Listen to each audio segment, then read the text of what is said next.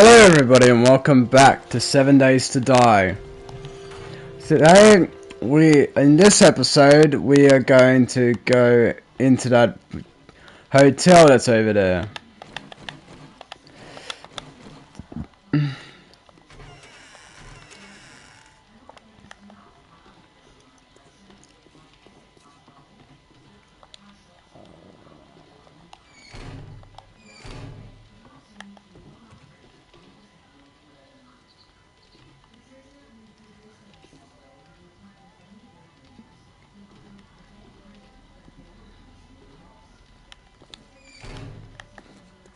Alright, let's go in.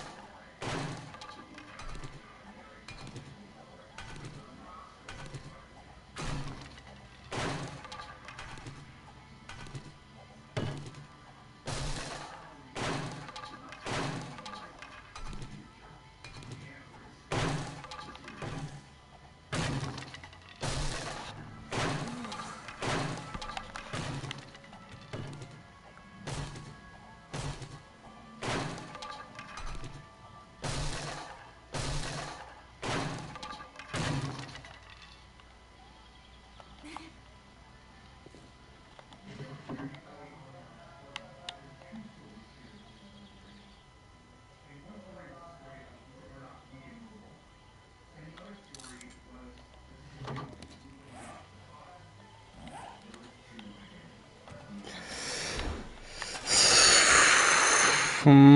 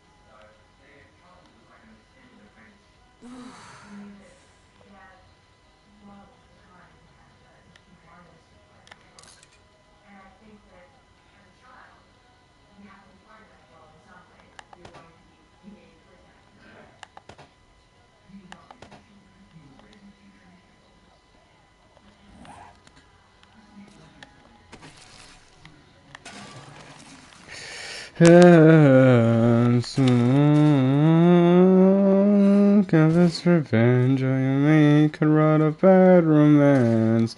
A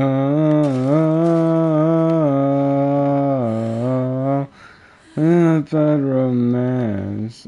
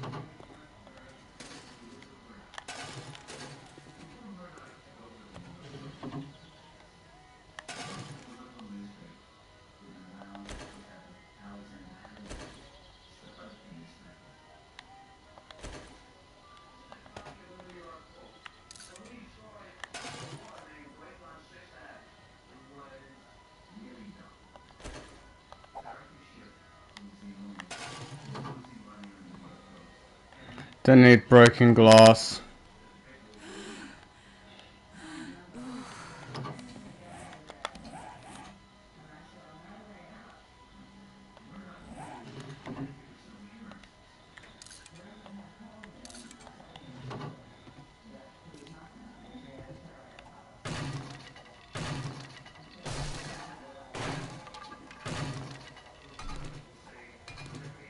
My god, I'm literally looking at this.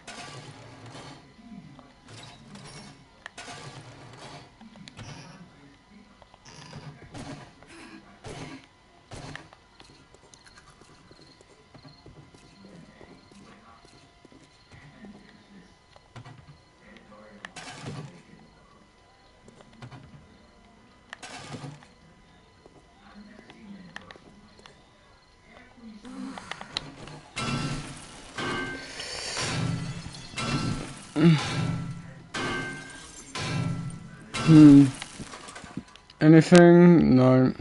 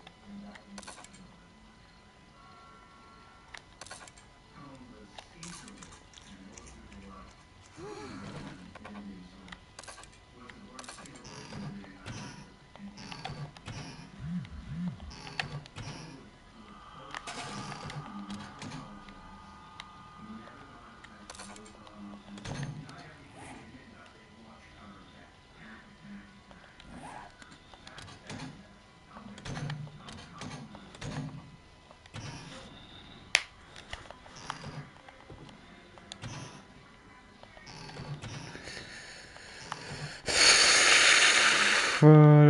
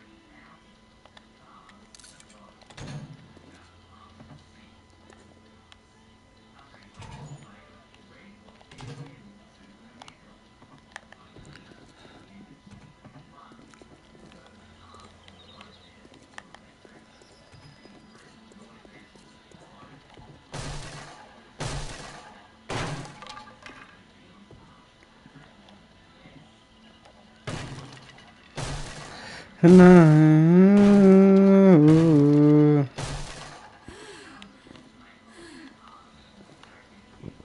Oh shit.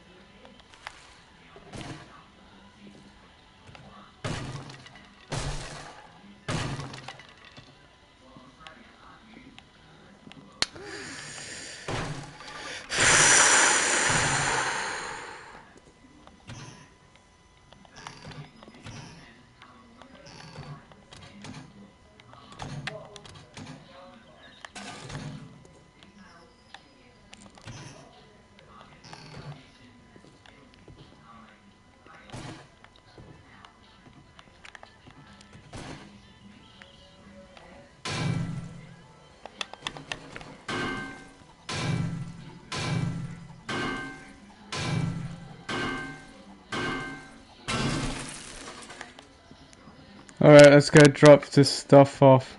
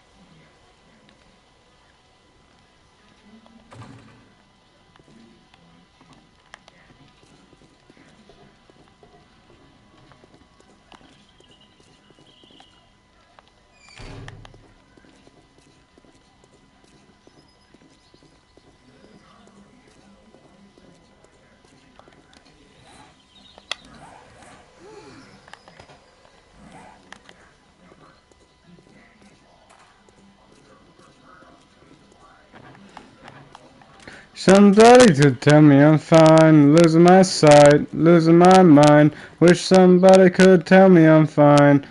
Mm-hmm. Mm-hmm.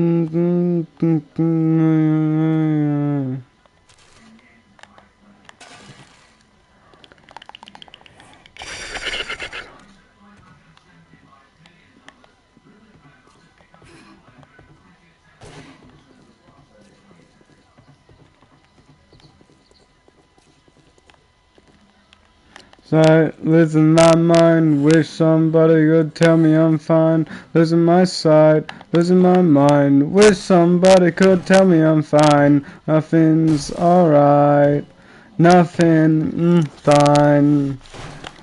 I'm running and I'm praying. I'm praying.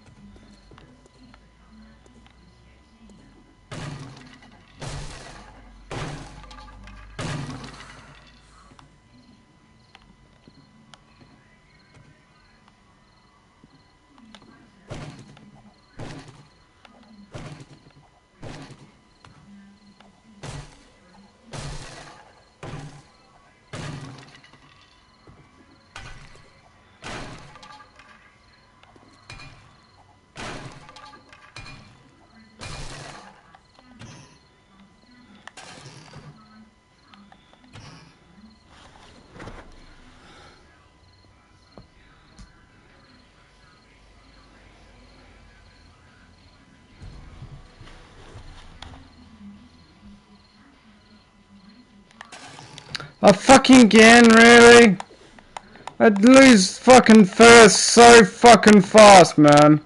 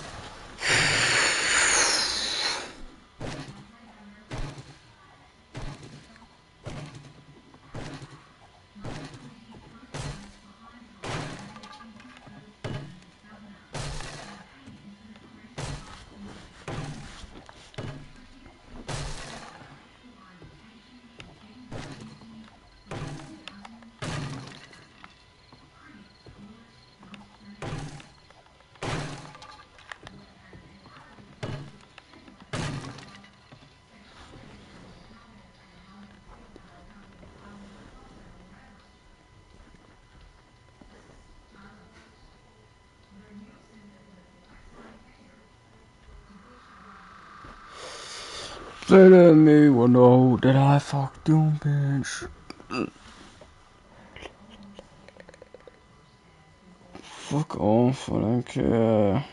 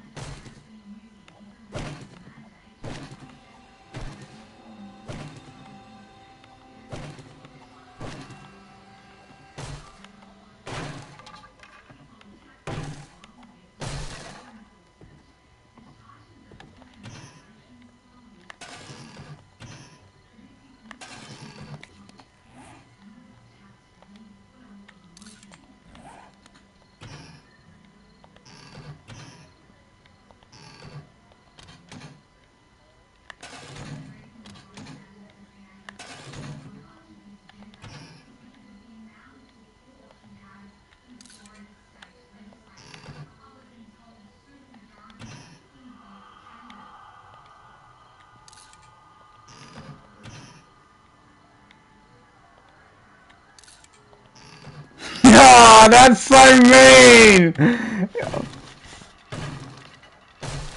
Oh, that's so fucking mean! Whoever did that to you, Mark, that's fucking bullshit, man. The Rock should have actually come in and be like, "Hey, man, what up?" I'm sure the Rock would have definitely done that. Come in to say, "Yo, what up, Mark?"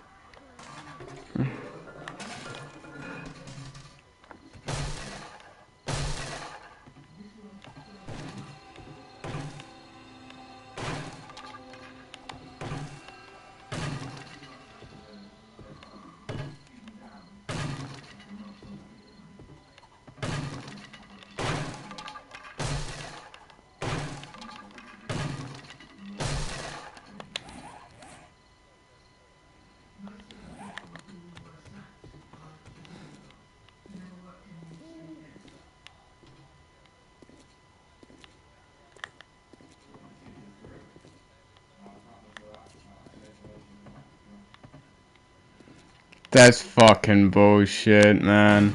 If somebody did that to me, I'd punch him in the scrot for being a fucking dick. And giving my hopes.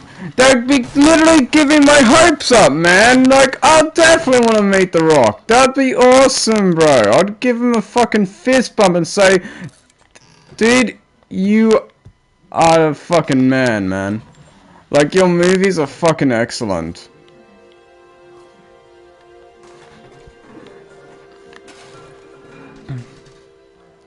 Like, Black Adam, I love that movie. I know you fucking people don't like Black Adam. Black Adam isn't a bad movie, for fuck's sake.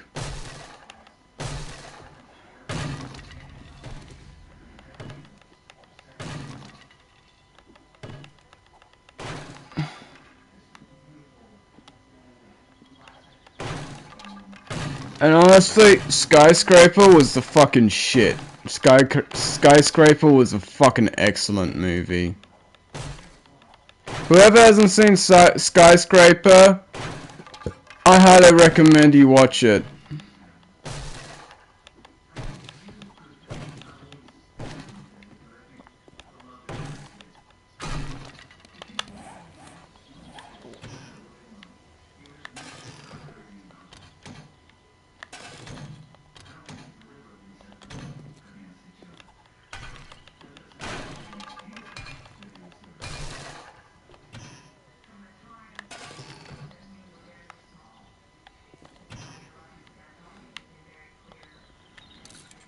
Because it wasn't your story, Wade, so piss off!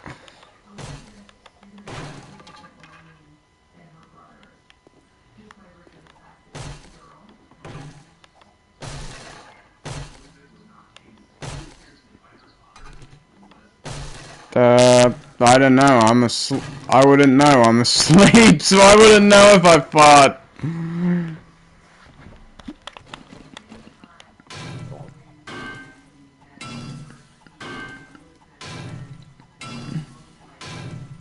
Well, my body goes into hypersleep whenever I'm in a deep sleep and whatever, so probably.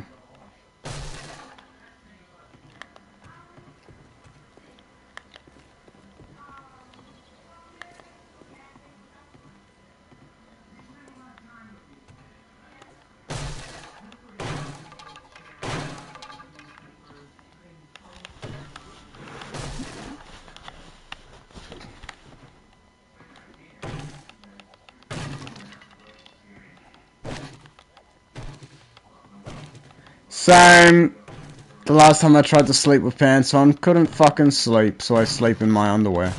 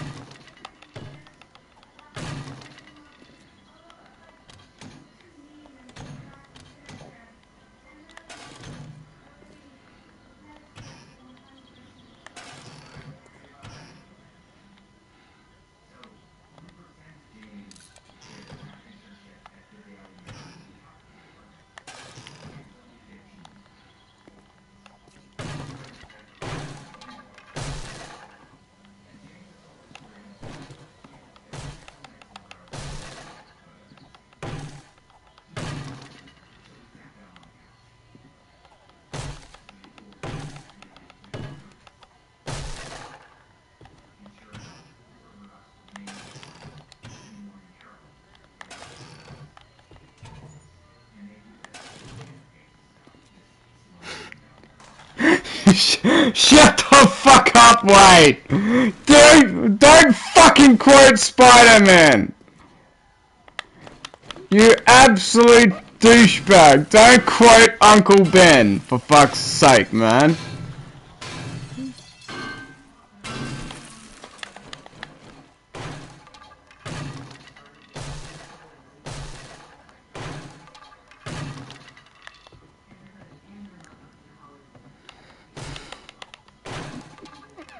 So I'm gonna get a stick.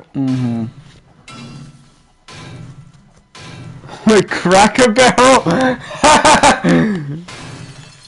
Dude, that'd be hilarious. Wouldn't it be hilarious if there's a bunch of crackers working there? That'd be fucking hilarious.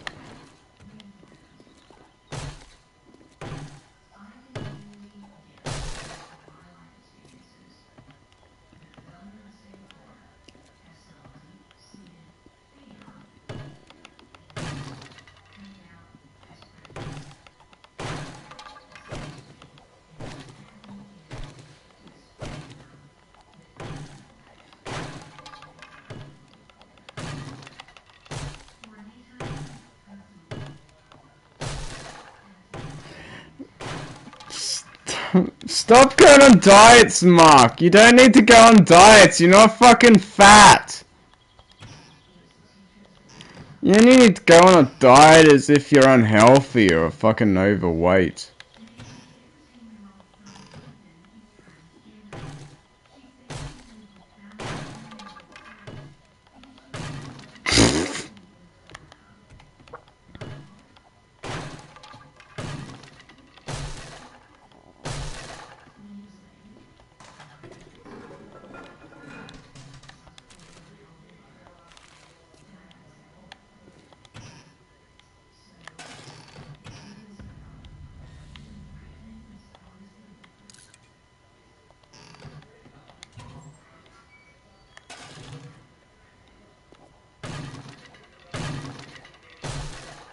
I kind of am with food, depending on what it is. If it piques my interest, I'll give it a go. If it doesn't, I'll leave it alone.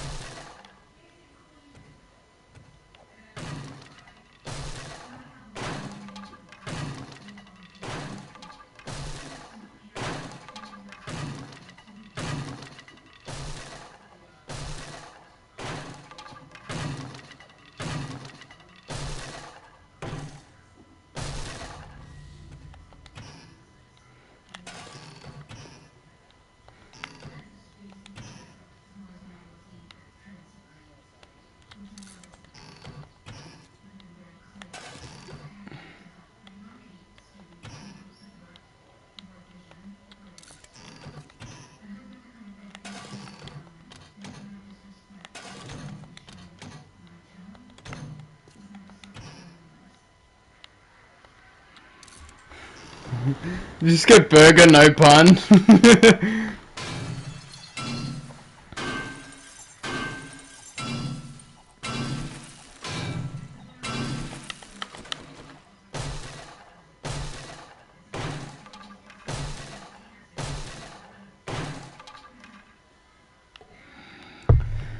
Nice placement of your traps, mate. Didn't save you though.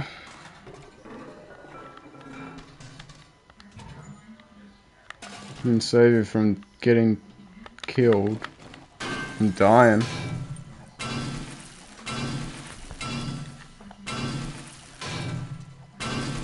Oh my god, I fucking hate a bun that's stale, man, and shitty fries.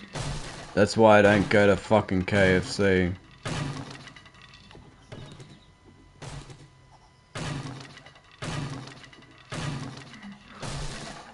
Excuse me, 3D grilled cheese? What the fuck?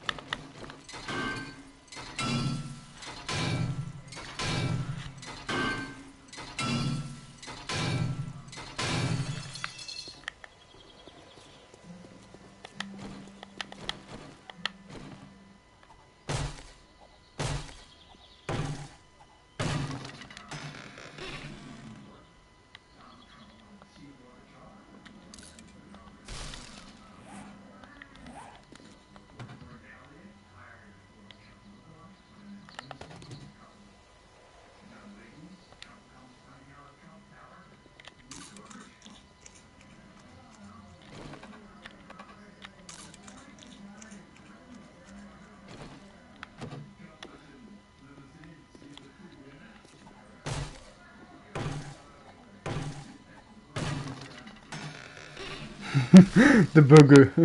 The booger. It's the booger. Huh? Oh! Hello!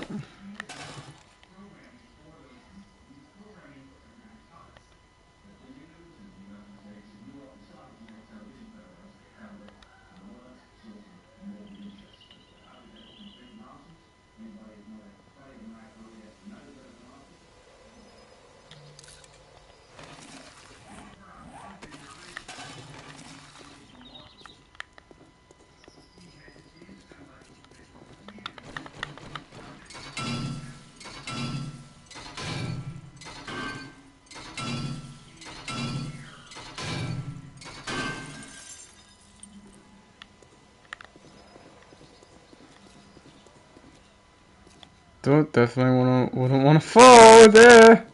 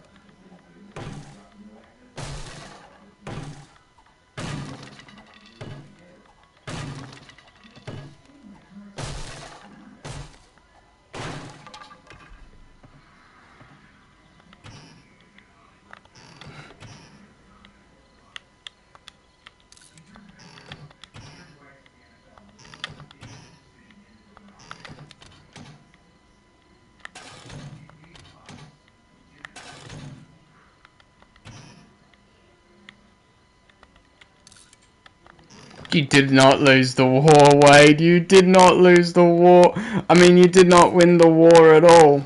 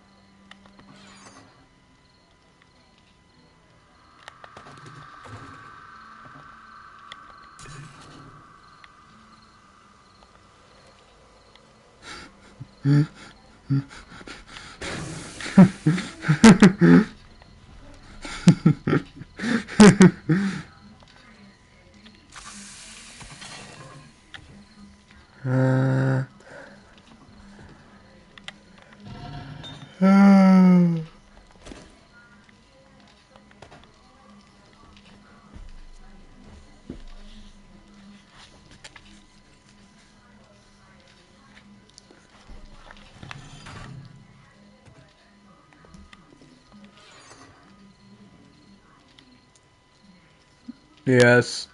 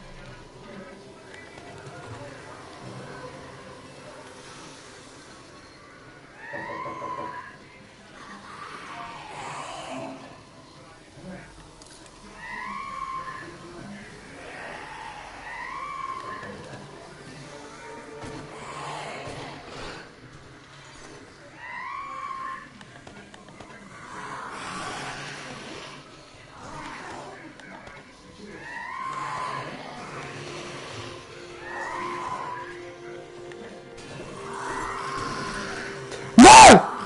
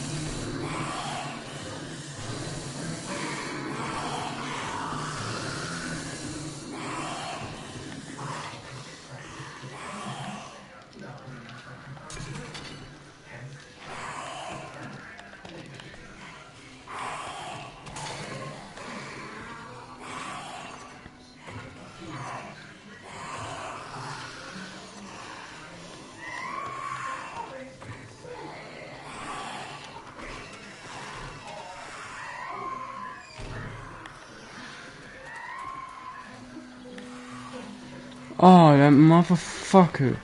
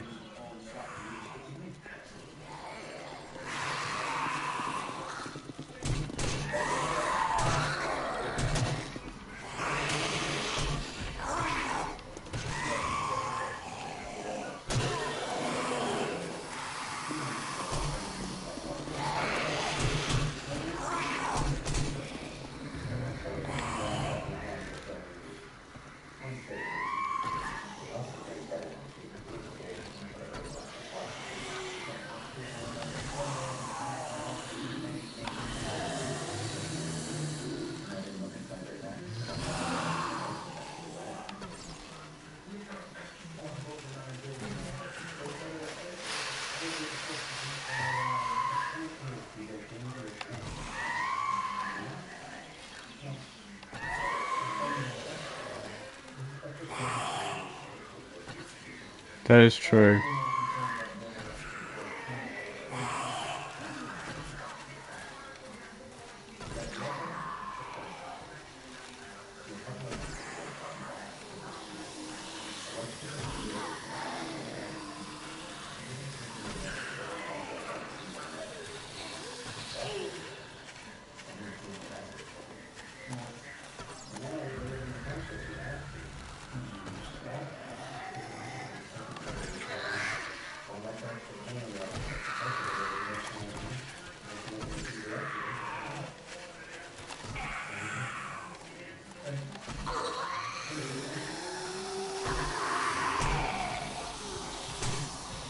Oh my god, fucking move! Fucking bitch!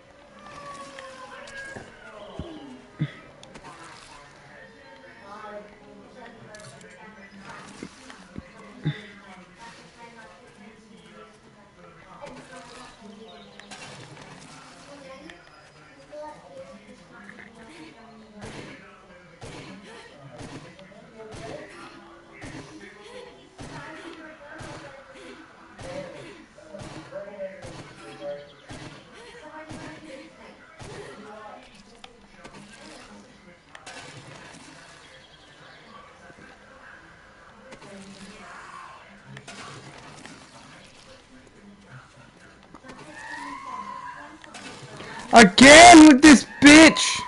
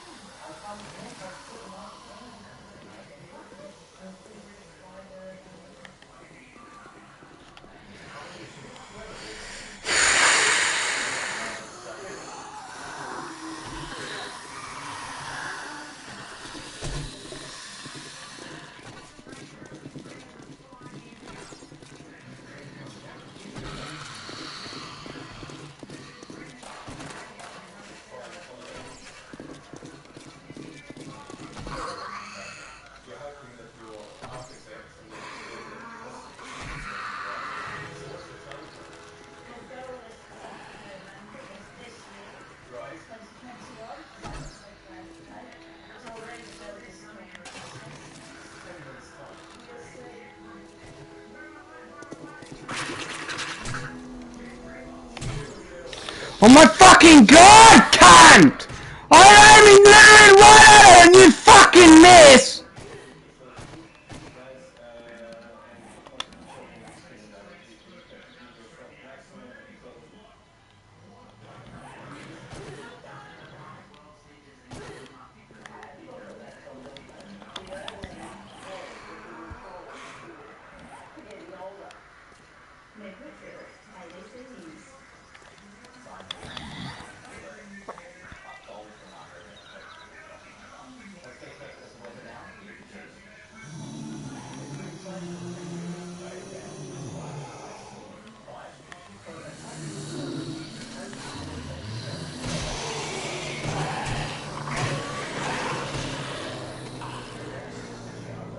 How? I am fucking crouched, dog! How did he break my leg? I was crouched! That's some bullshit!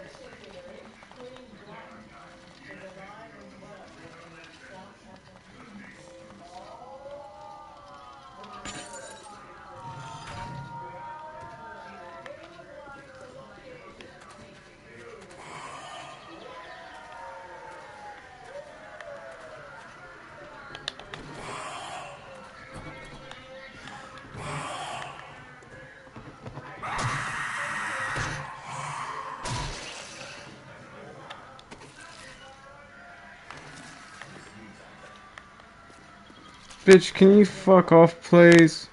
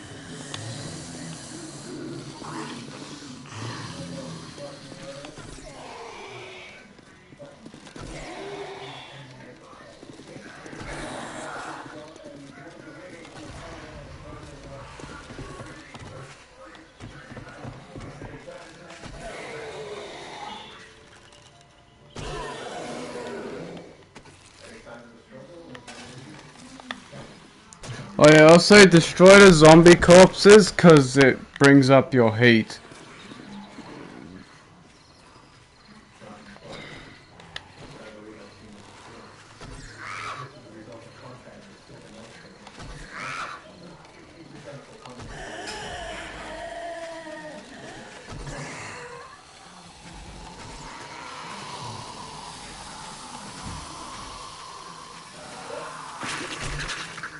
Oh my fucking god!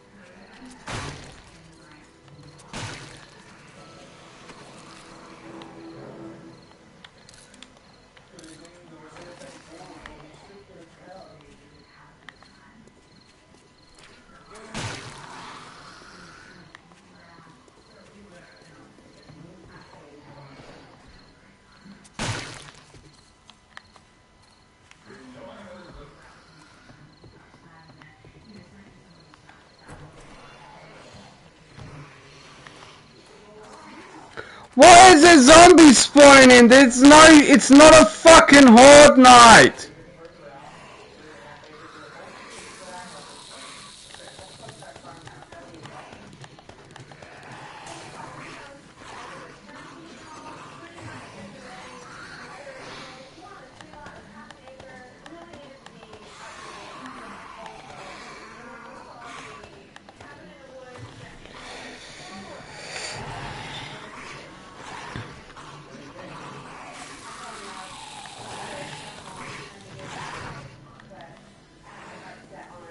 Oh, now it's Horde night. Fucking hooray.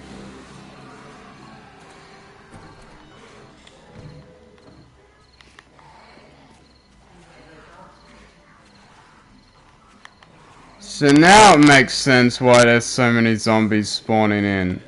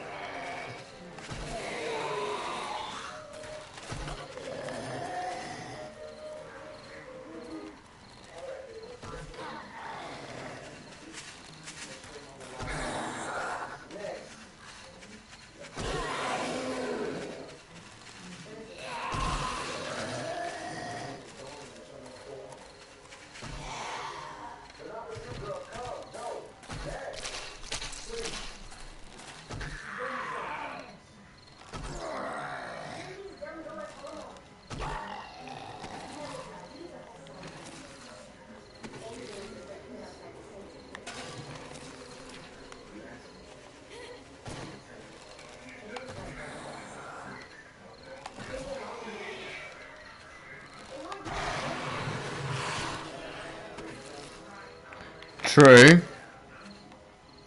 And I don't know why, because I don't like rugby.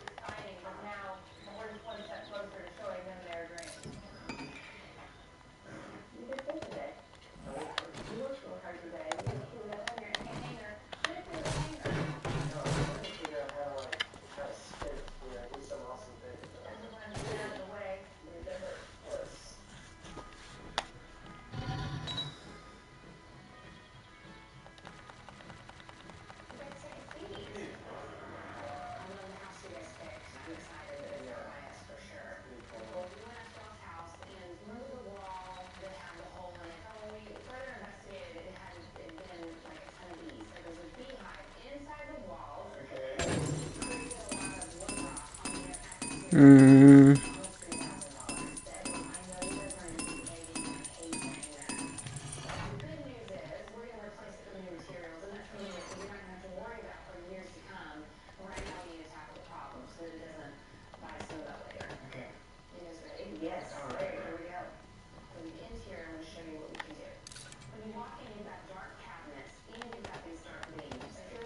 No!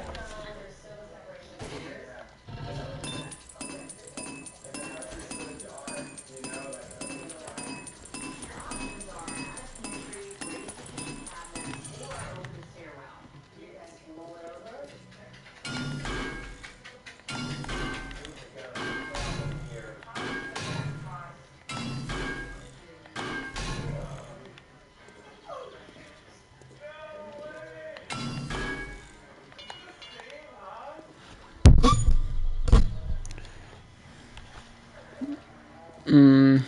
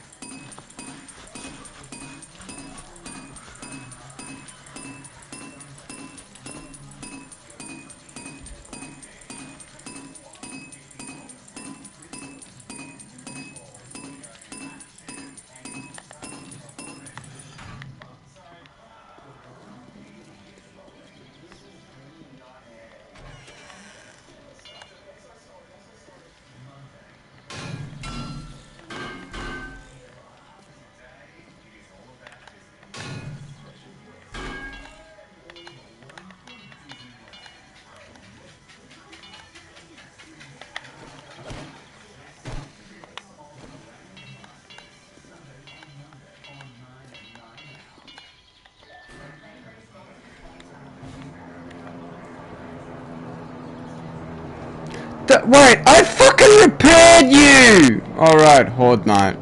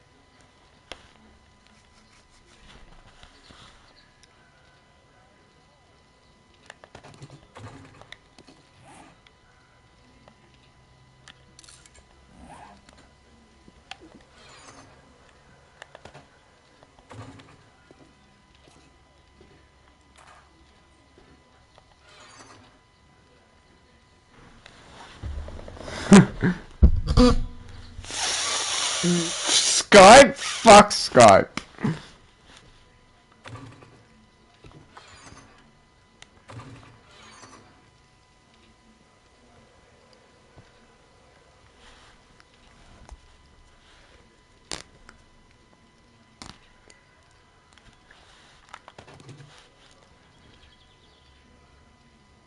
How?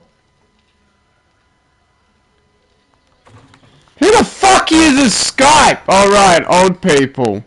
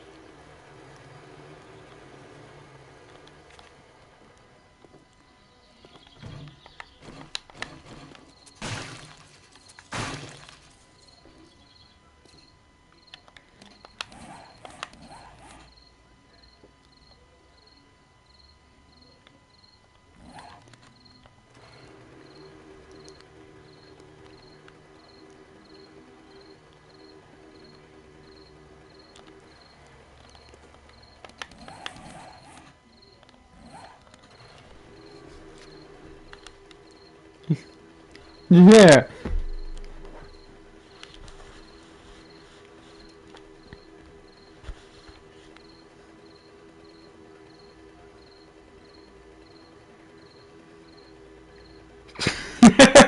Fuck Skype. Skype is a shit fucking connection service. Video messaging service, fucking video chatting service. It's fucking garbage. Who the fuck still uses Skype and is like in their 20s? What the fuck is wrong with you? Use Discord, you fucking moron.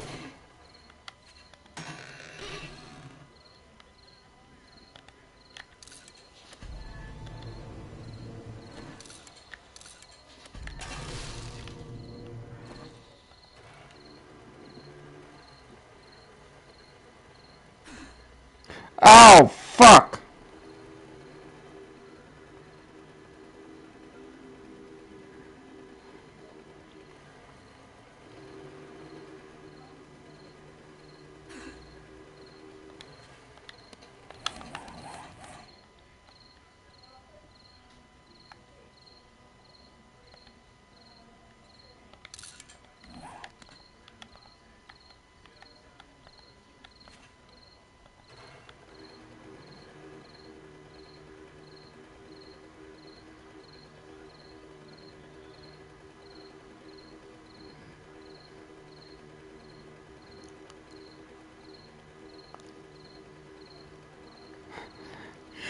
He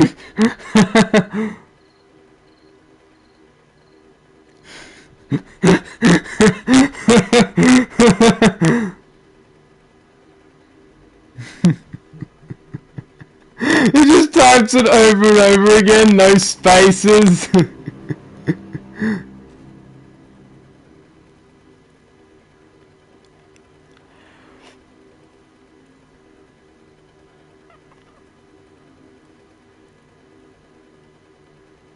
Joker? I barely know her.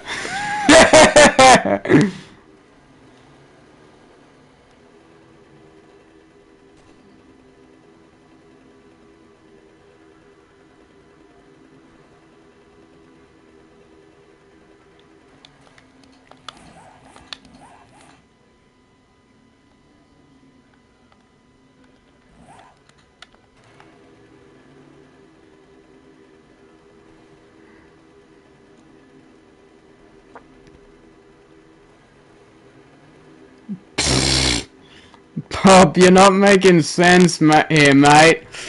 Ah! Fuck!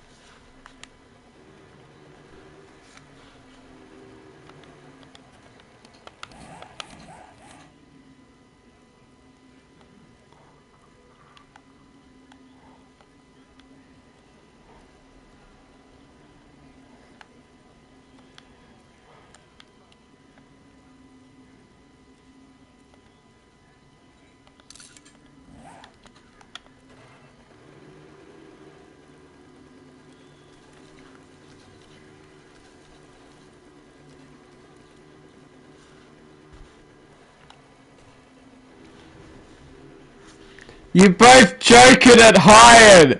So you both get 2 points.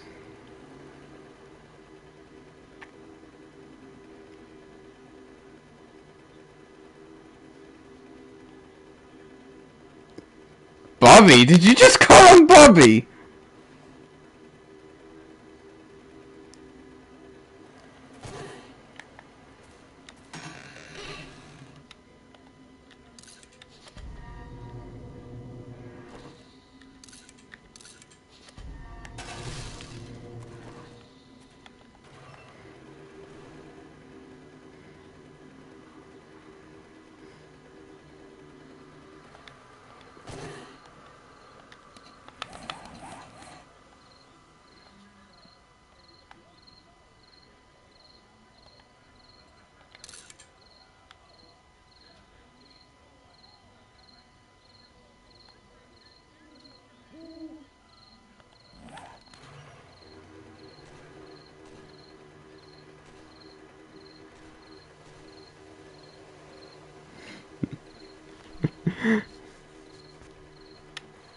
Oh, fuck.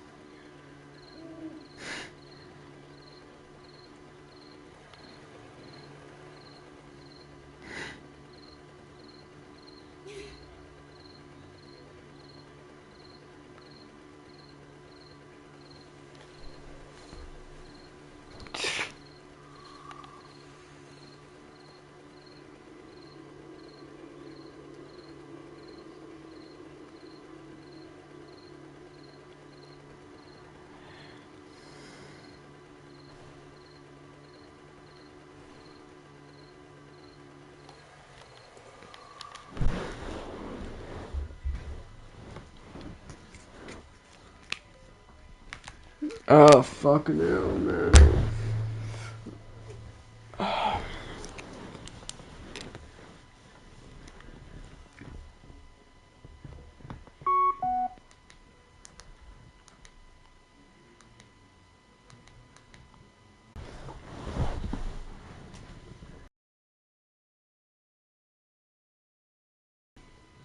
I don't even know who that is. Lower. Yes, only 49,000. But does Noah's Ark have higher or lower searches than Bobby Charlton? Noah's Ark is closer to God, therefore higher. Final answer? Final answer. It does. 246,000 searches for Noah's Ark. But does yoga have higher or lower searches than Noah's Ark? The way that butts look in yoga pants means higher. I can't believe it. The high score. Just because of that. Points. Yoga 1.8 million. monthly searches.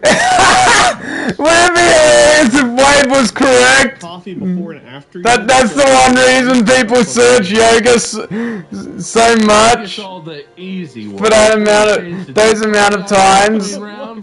Like, fucking hell. Alright, higher? Oh, yeah. Higher? Okay. It does 9.14 million monthly searches. But does Joe Montana have higher or lower searches? The fuck's Joe Montana? Joe Montana makes a lot of yoga pants come off, but I'm gonna go lower nonetheless. Final answer? Yes.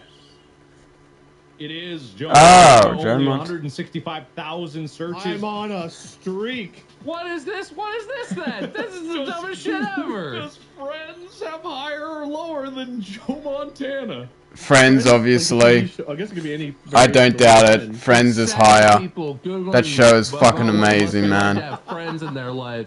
Than Joe Montana. I actually don't know. Bro, it may have been popular, like, when it came out, but it became super fucking popular, like, 20 years after the show I finished. never watched it. Higher? Yeah, let's go high. It does 2.74 million monthly searches. Okay, that's not 10 million, But does Like, Friends is like one of the highest rated shows on Netflix. this seems more fair. This is a tough one. Let's go lower. lower?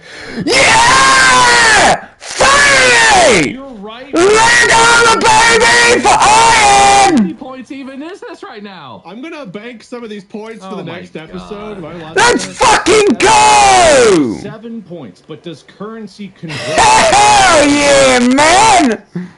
Finally, we got it, boys and girls! Hell yeah! We can make the iron leg armor!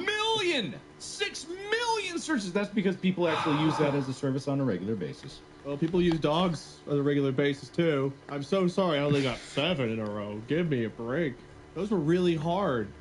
Yeah, it seems fair. Hepatitis and Bobby Alright. Charlton. Everyone knows So- Bobby Charlton should have dominated, but I knew better. I fucking love dogs. This episode is brought to you by NAB. Life's complex, Shut and it can the often feel fuck dramatic. Ah! Expertise. Ah! Whether you need a hand or you're after support to hit your savings goal, NAB's experts are right there with you. Learn more at nab.com.au/expert. Oh god, please, bitch! Shut the fuck up! This episode is brought to you by Prime Video's new series, Citadel. From executive producers, the Russo brothers, directors of Avengers Infinity War and Avengers Endgame, comes the new globe-trotting espionage series, starring Richard... Shut Madden, the Young fuck Chuck Norris, and Stanley up! Tucci. Citadel follows an unstoppable spy duo who need to remember the path. Don't fucking care! Seen the trailer, looks fucking shit!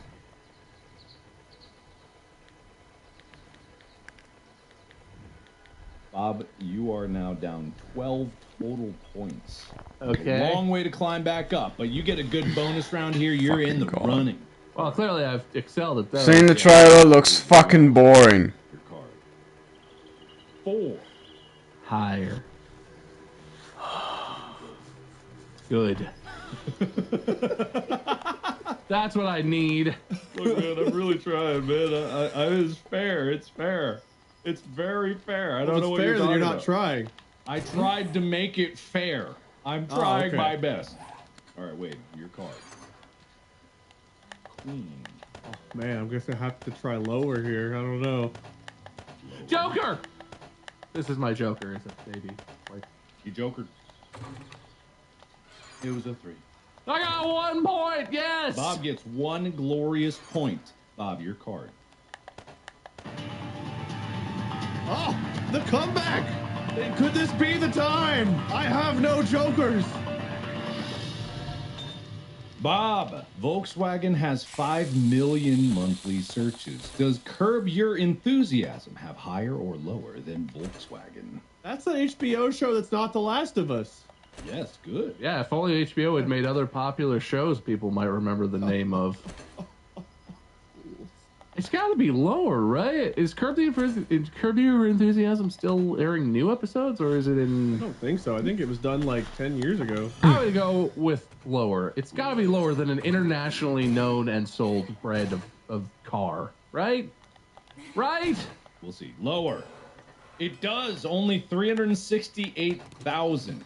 Now, does the European Union have higher or lower than Curb Your Enthusiasm? God, I hope this one's higher. No offense to Curb Your Enthusiasm. It's a funny show, but yeah, I could go higher. All right. It does. Not as much as I would have thought. 823,000. All right, but does rapid eye movement have higher or lower? No shot. That's higher. See, but this is so it does. This is not including people who are searching for REM sleep, because I'm sure a lot of people Google REM sleep. What is REM? That Sure. sort of thing. Yeah. So if it doesn't include those Googles, it's got to be lower. I always thought it was rabid elf munching. It's raunchy Easter monkeys. Is it lower? It is. Dismally low. Now nobody gives a heck about rapid eye movement. Oh, come Can't. on. But does diabetes have higher or lower? Well, I Googled diabetes about 9,000 times a month, so I'm pretty sure all together the world can top the 9,900. I gotta go higher. Final answer. 3 minutes.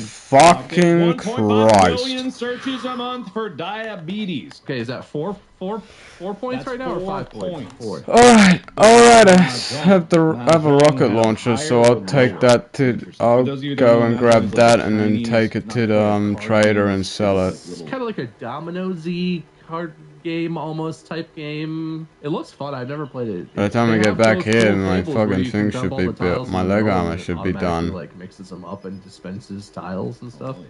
That's awesome.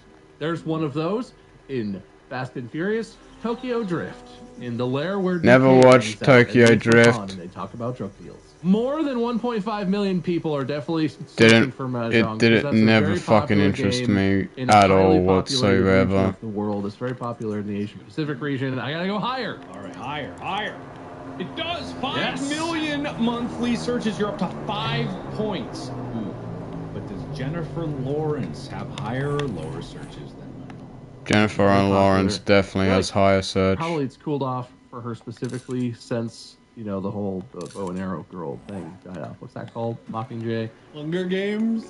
Those are a while ago now, but she's still insanely famous. Yeah, she is, because she still does. She's done a bunch of movies for Amazon You're right. for Amazon Prime, and also a bunch of shows for Neck is Amazon real, the Prime neck is real, the in the comeback is last real. few years. Audi have higher or lower than Jennifer Lawrence? Higher. Audi's part of Volkswagen. Volkswagen had like 9 million or whatever it was at the beginning there. Audi's more exclusive though. Volkswagen is the car of the folks. I mean, it's the wagon of the folk. Whatever. Higher. All right, higher. Yes! 4 million searches! Oh. Yes. Hey, what's up, Wilt Chamberlain? Now, hold on a second. Baby! We circled around the entire internet all the way back to... This is rigged! He's back, baby! well, if I recall from 10 minutes ago, I believe Wilt had a lower number of average monthly searches. But it's gone up in the last 10 minutes. Wade's been sitting there just like, Wilt Chamberlain, come on. It's got to be lower. It's lower. He's lower. We still this. He's lower. It's low. Yeah, it's low. 201,000 for Wilt. But Louis Vuitton. Louis Vuitton. Louis Vuitton. This one honestly seems a little unfair. Does it? Louis Vuitton has gotta be. I mean, it was in that Meghan Trainor song, and she's pretty popular. Lizzo went with Balenciaga, but still, you know, they've had some controversy with their weird advertisement stuff. Isn't Louis Vuitton the guy that makes I gotta go shoes, custom shoes or And something? absolutely, 6.12 million. Close one. Close one. But does Seinfeld have higher or lower than Louis Vuitton?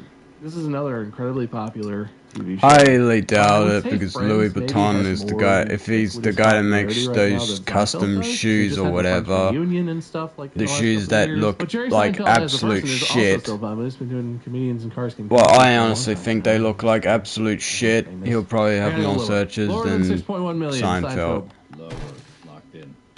It is only 450,000 monthly Oh searches. my God! How close is he right now to me? He's at 10 points. I don't remember how many If he I needs to get get one ahead. more, I think I take the lead or we tie. I don't remember. Oh God! Help me, Godfather! This one actually might be tough because does The Godfather have higher or lower than Seinfeld? I'm gonna come to you on this, the day of your daughter's wedding, and ask you, Godfather, please have lower than 450,000 monthly searches. The Godfather is a classic movie, classic franchise, a lot of followers, but it's more of a cinema nerd type thing than like a pop culture thing at this point because it's old and younger people don't like old movies or whatever. Please, sir, lower. I beg you, sir. Give him the Frito treatment. Take Bob out in a boat. I'll invite you over to my place to have a coffee or whatever you want, man. Yeah. To tie the game, does Godfather have lower views than Seinfeld? Oh my God! It counted it. It was an even. It was the same number. It was the exact same, and it counted it. Exactly. It counted it. Oh! Oh my God! I have never in my life. Okay, does MasterCard have more than 450,000 average monthly searches? I mean, for people trying to log into their credit card alone, higher. This is gonna be like 10 plus million. Like everyone's Googling, like, how do I whatever, MasterCard something. Come on. Yes. Oh, it's only $1 million. That's way less than I would have guessed. And with that, Bob has taken the lead. Can he extend it with Poodle? Poodle, we've learned that people hate dogs. They don't Google them at all. Dogs are not as cool as money or credit cards or orange and yellow circles. Lower. Poodle is lower than 1 million Googles a month. Lower. It was 450,000 exactly. But it was the same as Seinfeld and The Godfather, so that's... Stop it! All right, but does chlamydia? Oh, good. At least Bob got given chlamydia at the end of this. The chlamydia. You get this when you're dating and sleeping with various people who maybe you don't know or they don't know. You get it by not sleeping like that, I don't think. I don't think you sleep ass to ass to get chlamydia. Frantically searching, do I have chlamydia? What does it mean if my junk is swollen and green? Is that bad? Chlamydia? Other stuff? Gonorrhea? It's got to be more. More than 450,000 searches a month? It's got to be higher for chlamydia. Everyone's freaking out. You don't want to have that. You don't want to be sick. Nobody will be freaking out. Shit! 1.2 million. Yes, he continues. I'm so good at this game. What is this now? Potala Palace. I'm not sure either. Oh, don't tell me another fucking Horde Night. It looks like a palace, I guess. I'm thinking this must be a tourist spot, some kind of very cool decorative or historic palace people visit. There's no way 1.2 million people are searching for this palace every month. It's got to be lower. Very much lower, 14,000. Oh, it was so close. Man. Oh, wow. My God. I wonder if a lot of people... There was literally a fucking Horde Night last night. Time TV show. Yeah, does House of Cards have higher or lower searches than the Potala Palace? I should do like I've been doing with the card. Lower. No, higher. don't click that. Stop that. Don't click that. Okay, all right. Yeah, it does. 1.8. Oh, it's a close one. Does Malaysia have higher or lower searches than House of Cards? 1.8? I'm a little surprised 1.8 million a month search for House of Cards. But Malaysia is a whole country, but it's relatively small. But I feel like it's a very beautiful and attractive tourist location. I would bet that a lot of people, if this is international results, I would bet that a lot of people in like Australia, New Zealand, and in the Pacific Asian region of the world search about Malaysia to like have a nice vacation, to find a spot somewhere in the mountains or whatever, or on the ocean, somewhere pretty higher. It did not have higher, but you I'm scored so mad. Unbelievable. 16 points in the final round. 1, 2, 3, 4, 5, 6, 7, 8, 9, 10, 11, 12, 13, 14, 15, 16. And thereby took the lead by 5. But we're playing golf rules. What? The lower score is better. I Yeah, it kind of went over the whole dramatics of it because I was gonna make that the last round, but then he just like kept going and he kept winning. So like, yeah, it was supposed to be like really close, and then maybe we'd have a tiebreaker on that. But Bob, you're up by 5 points right now. I will offer Wade an opportunity. I swear to God, if it's another fucking Horde Night, I'm gonna be fucking annoyed. Because it was already a Horde Night literally last fucking night. To use during the play. Or the night before. Viewers' sake, yes, let's do it. I mean, I really, literally have nothing to lose by saying yes. Yeah, I'm basically trying to lose here, I guess. I don't know why I offered you anything. I could have just taken it. You literally had the win. You had the win. It wasn't close. All right, so we each get a Joker, right? I get a Joker. You are playing. Bob is already in the lead, so I'm giving him the last Joker, the one that was. Ow! I just hit my hand on the shelf behind me really hard trying to do the card bit. Okay? Ow! That hurt. Oh, I'm sorry. I blame Mark. All right, so remember, Bob, you are up by 5. If we're going into this again, that's your strategy. Okay. All right. Wade, you're back in. You want the music or no? I don't care. It does not matter to me. We'll play some really silly music. San Francisco 49ers with a mystery number. Does Raiders of the Lost Ark have higher or lower than 368,000? I'm going to say higher, but I don't know if I feel great about it. I feel like this was too close to call. I don't really know. Wow, okay, and Wade loses. I would have thought less than San Francisco, but I would have thought both numbers would be higher. You know, you can laugh, but none of us were sure. No, Raiders of the Lost Ark only gets 130,000 searches a month. That's so much less than I would have thought. I thought San Francisco 49ers would have gotten more than that. I guess that's only one movie in the franchise, so maybe we were all thinking like Indiana Jones, but Yeah, I guess that's true. Falls straight on his face. The music predicted it. Bob, you are the glorious winner today with 5 extra points than Wade. I can't be bothered to count them because the Reddit will. Bob is host, and next episode is host again. You can't say it wasn't fair, I think. Say it wasn't fair. It was so fair. The most fair game I've ever come up with in this podcast.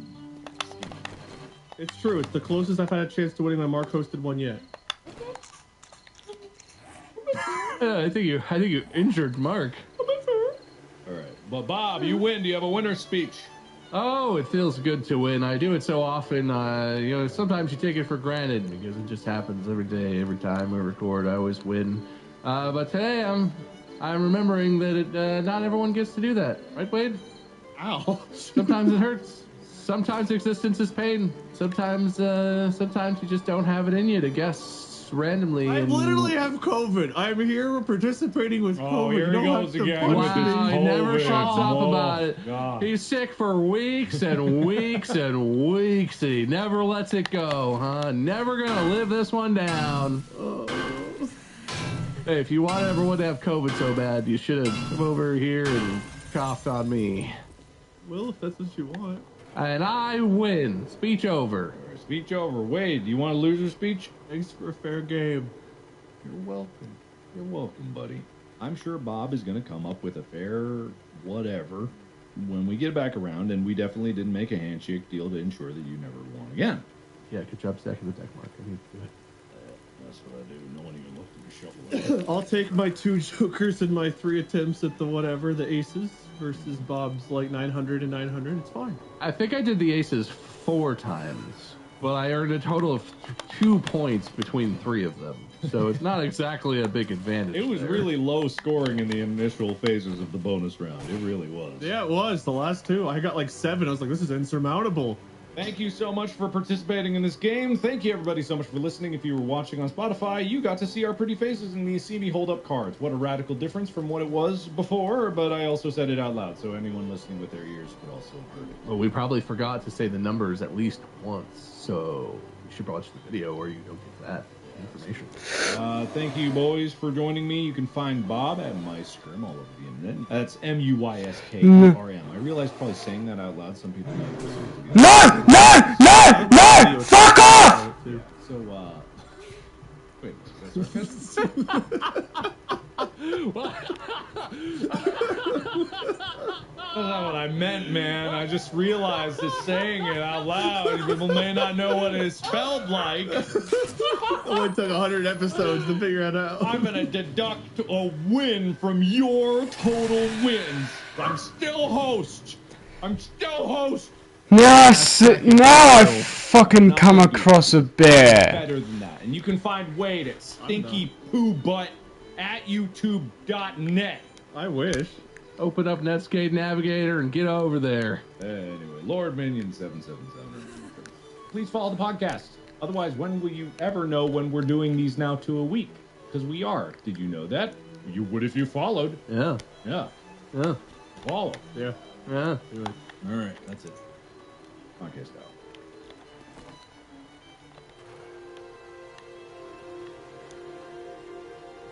This episode is brought to you by NAB. Life's complex and it can often feel dramatic. That's why NAB are bringing more expertise and understanding to every moment.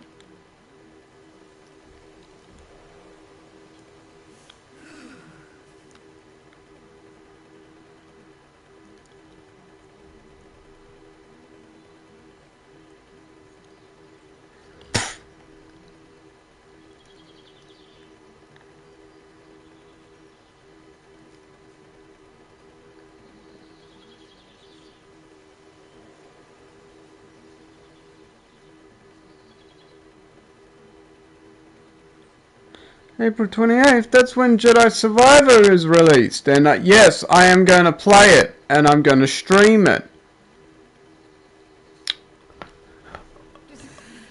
Oh, stop fucking whining, lass.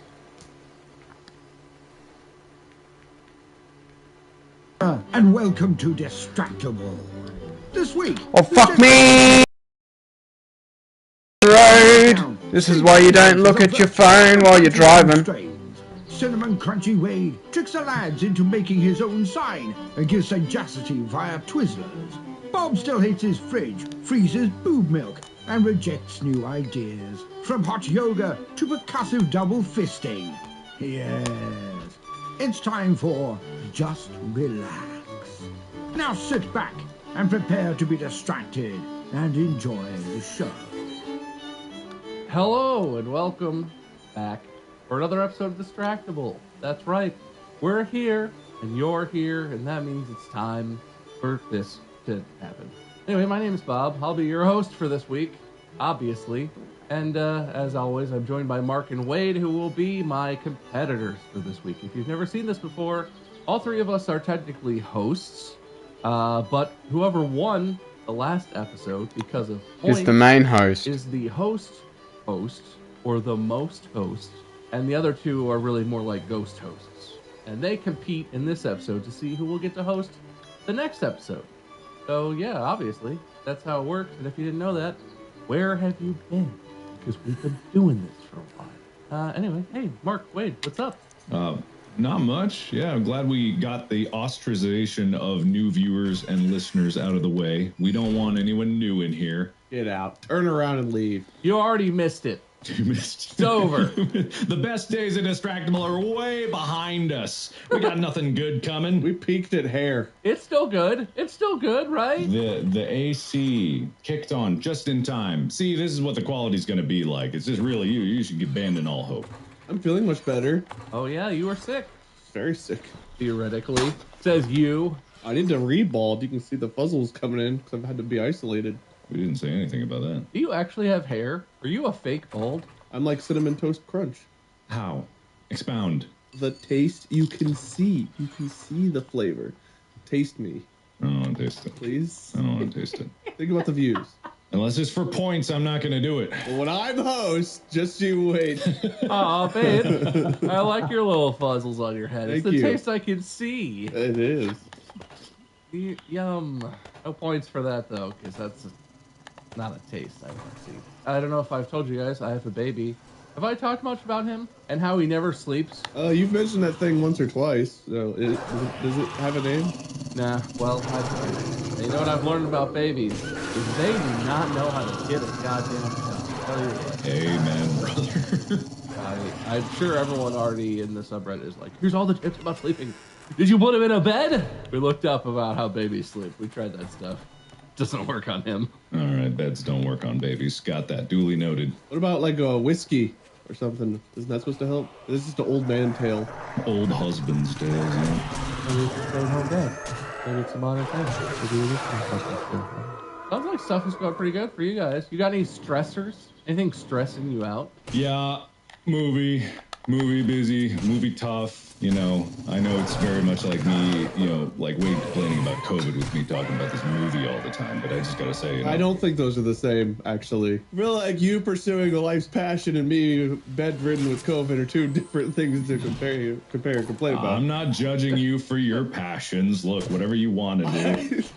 My whole life, I've wanted this. I've had swine flu, bird flu, cockroach flu. That one's pretty rare.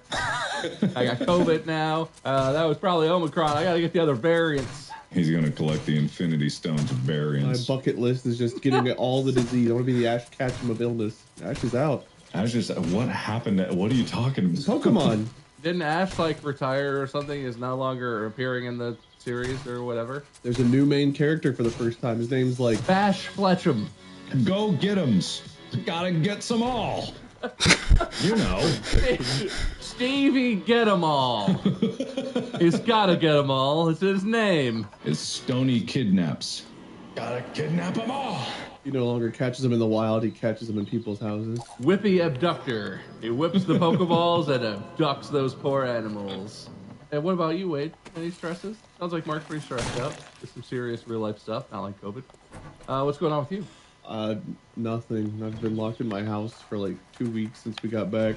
We got family visiting here soon, so I gotta like clean house. It's like, oh, I feel better. Time to clean toilets. So that's my week coming up. Very exciting stuff. It takes like 5 minutes to clean a toilet. This house has 5. I live in a house with 5 toilets. I am a man who has 5 toilets. Wow, man, that's good. And I've replaced them all once, so technically I've owned 10 in this house. Yeah, all of them flood. That's your only superpower. Just take such prolific shits that no toilet will survive for long. Anytime anybody listening ever has a water issue, I get tweeted and blamed for it. Like, anytime someone's like, I spilled my coffee at work. It got my desk wet. Drowned man curse. It's like, I don't think so. I couldn't imagine what that must be like. Mhm, And Mark yeah. definitely has no idea. Mm-hmm. Yeah, nothing like that. Anyway, Bob's, how was your fridge? Actually, you know what? It's still a piece of shit, and I hate it every day. All right. Just stand there hating it. It alternates between flooding the bottom that I have to wet back out and then clean up, and icing in the bottom so that the bottom drawer freezes shut. So I have to almost break it to get it out to then scrape the ice out. It's such a piece of garbage. Oh wait, I was going to talk about. I teased this on Twitter. We got a freezer. Yes. In the garage. We got another appliance delivered. That was a while ago. And I realized I never talked about it on the podcast. And I think you'll come to see why. So Mandy is breastfeeding James. And so part of that is you want to get ahead and save some. And our freezer is like jam full as it is. The freezer in the bottom of our fridge is like full to the very top. So we were like, well, we need some freezer space. And that would be nice to have for food as well as for breast milk purposes. So we got just like a little freezer to go in the garage. It's like an extra space freezer thing. I looked out, I measured all the dimensions, and it was going to fit in the spot perfectly, and there was a plug for it and all this stuff. And I was like, I'm not going to Lowe's this time, but ordered it from Best Buy. Mm. And it turned out I actually had to be out. I think I had to take the baby to a doctor's appointment. I had to be out of the house when the delivery happened, which is fine. And so they called me and they were like, we'll be there in 30 minutes. And I was at the doctor and I texted Mandy and I was like, it's happening. Get ready, get some clothes on or whatever, because you might be in your PJs, because it was like in the morning still. And yeah, so the guys from Best Buy showed up with the correct freezer, took all the packaging off, rolled it into the garage, plugged it in, turned it on, and it started working, and there was no problems whatsoever. I like to imagine it was the same 2 guys, but they got fired from their last job after all the shenanigans. But they've learned and grown as people, and they just had a good installation. But they saw your house, and they were like, not again. Those geniuses will never learn. They know how to do their job. Just got to measure it and see if it'll fit. So yeah, get your appliances from Best Buy, I guess. I didn't know they sold appliances.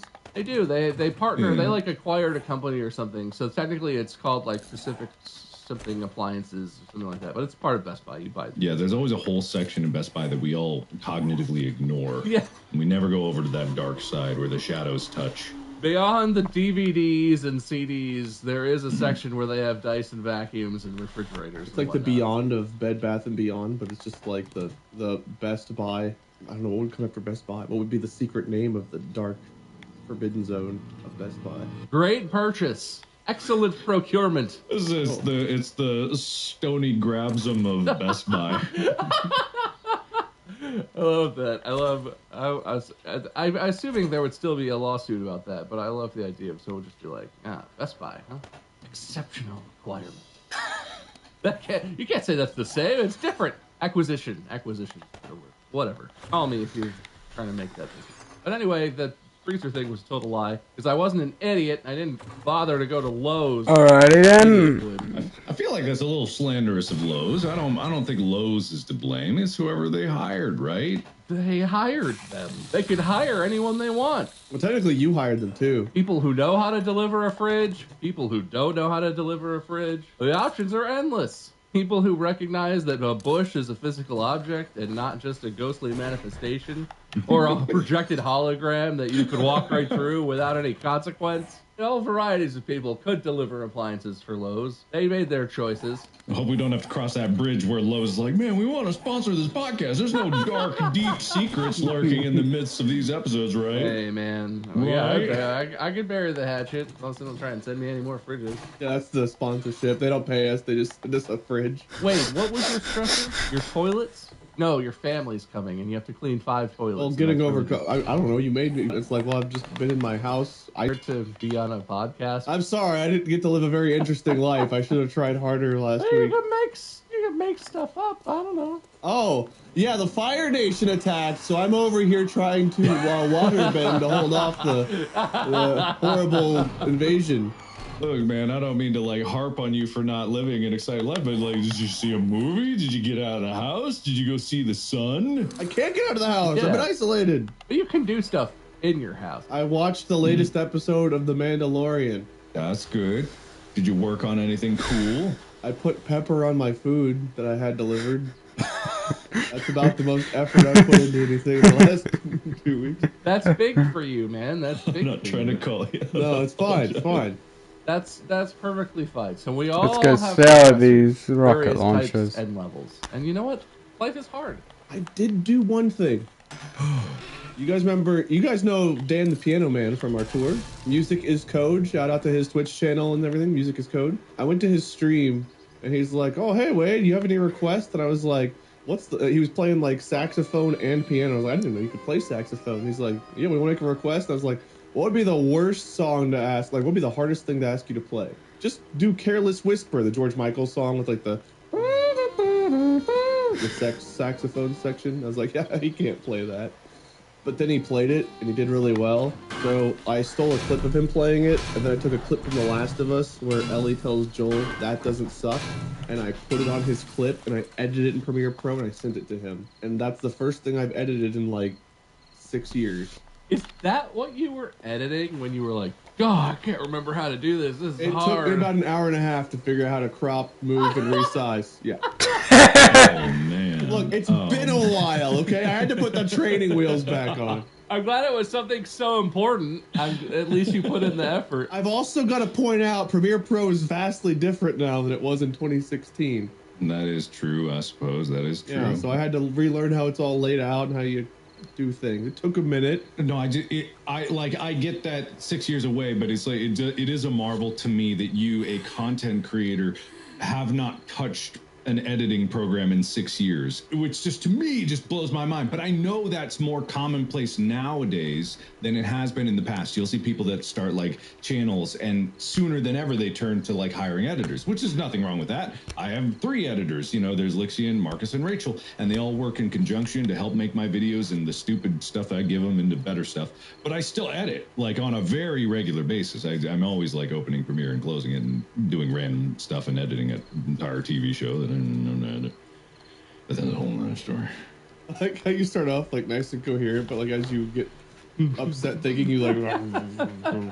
It's just like I turned into a grumbly old man. Hey, Doug.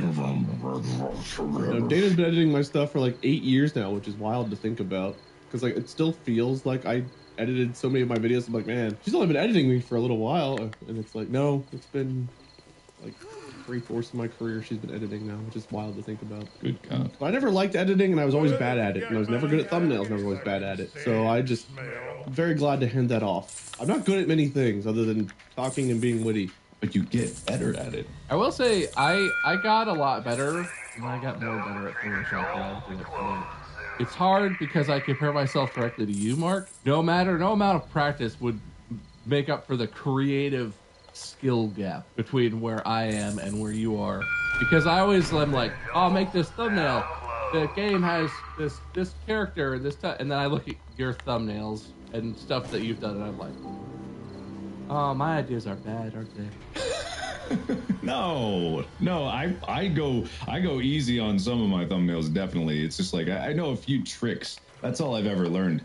Is just a few tricks in editing programs. Well, in Photoshop specifically, I don't do anything right, but I get a good end result. But with Premiere, like it's like editing is fun to me, and making those thumbnails is like part of the creative process. Because if I was fully detached from it, then I wouldn't be very happy with it. Just because I like to still feel like I'm part of the process in general. I don't like to feel like I'm a part of anything. My own videos, my streams, this podcast. I'm as disconnected as possible. That's why I listen to Shakira while we record this. That would explain a lot about the attention span. That would make a lot of sense. My intent of the audio is us in the distance, like, oh, baby, when you dance like that. He's just got really good at canned responses, and he knows that he doesn't need to participate. You do that sometimes, right? Because the thing that you do sometimes is you're trying to think of your own response if we're like riffing or something, and then someone will be like, blah, blah, blah, blah, blah, blah. Right, Wade? And I swear to God, you're just like, yeah, that reminds me of something. And then you just move on. So sometimes it's because I'm caught on something that was said a while ago. Sometimes I just zone out. But sometimes you guys will be talking about something I don't fully understand, and it's just like, well, I don't want to make them go through and explain this if this is like common knowledge that everyone else has, like for the audience. We can explain it. Yeah, but it always comes with that little bit of like judgment of like, wait. This is a show about us talking to each other. We would happily explain whatever to you. Plus, I think you would probably, well, you might not know enough to know. I think listeners would probably find it quite funny to hear Mark or I try and explain some of the things that we talk about like we know about them. And then if you ask one question and we're like, actually, and the listeners are like, wrong, that's wrong. Factually incorrect, wrong. Everyone would enjoy that. They do like proving us wrong. I like learning things, but sometimes it's just easier to give a canned response. And I'm known for it at this point. Is that a canned response? And now there's a video component. I feel like I owe it to people for them to see my canned response come in. Like, I owe it to the audience for them to see it live. Also, Molly just delivered hot chocolate to me, so if you guys were wondering what I was doing, I was getting a delivery. We didn't even notice you were distracted. I couldn't tell. You look Because I'm a professional. All right, well, enjoy your hot chocolate. Don't burn your whippies. I think we've established, I guess, that life is stressful, and specifically our lives are stressful, and sometimes it's really good to just take a minute and relax. So I want to lead you guys in a little relaxation. I just want to do this. Listeners, you can play along at home unless you're driving your spaceship. Don't crash or whatever. I don't know if you guys have seen all the memes on the subreddit now, but Did you see the train one? Too soon, guys. Oh, right, of course. Calm down with the train jokes. But yes, I saw that. But yeah, so we're gonna do, this is called progressive muscle relaxation. I'm just gonna do like a quick, 60-second demo, and listeners can participate. And this, just listen to my voice, follow my instructions. I'm not gonna do anything terrible to you, and we can all relax for just a moment. Excellent. So sit up straight, comfortable posture, but upright. And I want you to start, we're gonna start in your hands. What I want you to do is take both of your hands You can have them comfortably at your sides, wherever's comfortable. So that's fine. And clench them into fists slowly and feel every muscle, all the way from your fingertips, up your knuckles, into the meat of your hands, up to your wrist. Feel every muscle clench into a fist. And hold that. Almost. Our eyes closed or open? Open is fine. Just as long as you just be comfortable. I'm closing them. That's fine. And then feel that clench, and then take a deep breath in. And when we exhale, I want you to release all the muscles in your hands. Let your hands settle. Breathe in. And exhale and release the tension in your hands. You'll feel your fingers maybe tingle a little. Feel your hands like a wave of relaxation. You might even feel it in your forearms. I felt my gut release longer than I would have liked. That's allowed. That's okay. What about our gut? Are we holding our guts? What's happening? Oh no, it was sucked in and then I breathed out and it grew again. That's called breathing. Yeah, I did that. I think this episode's gonna go really well. Do you feel relaxed? Well, I was, and then I'm concerned about what's going on with Wade's body, which is never a good state to be in. Like I probably shouldn't be eating donuts. What the hell? I'm glad everyone is taking this very seriously. So anyway, that was progressive muscle relaxation. Usually you do that for more like 15, 20 minutes, half an hour or something. You hold your breath that long? Your hands and then your arms. Nope. And then your feet, and you move around. It's a way of tensing and then relaxing your muscles. And who wants to go first? I thought we already started. No, I started. But I'm just gonna go ahead and say, Wade, since you paid such close attention, I'd like you to go first. I'm gonna put 2 minutes on the clock for you, and I'd like you to lead us in Wade's very special progressive muscle relaxation routine. Relax us, Wade. All right. Are you ready? Yes. All right, hold your arms out to your side. Yep. Okay. Lift your right arm up a little bit, like hand, elbow up. And then Wait, slowly lower it and do a wave-like motion, like this. Ow. They're supposed to be popping. I don't think so. Yeah, I got a lot of popping. I think you guys need to see a doctor. Is it 1 or 2? Yeah, do I keep doing the wave? Does the wave go back and forth? Okay, now we can stop. Let me bring our arms in and kind of cross them over our chest. And now we wait the rest of the time and see which one of us dies first. Why would one of us die? Let's find out. You have like half your time left still. A whole minute. Why is one of us gonna die? Well, we'll find out in a minute. Is this position like stopping the heart? All right, now do with your feet what Bob had you do with your hands. Pull your toes in, kind of clench your toes slowly so you feel it in your feet and your ankles. Breathe in. Calves. And then as you breathe out, relax. Now you can uncross your arms. Oh. Put your 2 thumbs together like this. Like you're making like a little field goal, but like not flat, but like elevated. Thank you all for making W's for Wade. I appreciate that. And I concede the rest of this few seconds I think I have left. I feel better. Do you guys feel better? I mean, the feet thing kind of worked, I guess. Well, my arms feel looser. My mind feels better seeing you all make W's. Everything feels better for me. It was more of a everyone like supposed to feel better at the same time. I feel concerned. Don't you feel better? We lived. I don't feel like worse, I guess. Thank you. This episode is brought to you by Mitsubishi. Do your thing and do it in style with the all-new Mitsubishi Outlander Exceed. Spread your wings with all-wheel control. March to the beat of your own drum with a Bose audio sound system. Show them how you roll with 20-inch alloy wheels. And keep that open mind with a panoramic glass sunroof. Reimagined, redesigned, and redefined. The Mitsubishi Outlander. Live outlandish. Learn more at mitsubishimotors.com.au. If the turbulent lives of former child actors fascinate you, the audiobook memoir, I'm Glad My Mom Died, has it all. Prepare for the outlandish and unexpected as Nickelodeon iCarly star.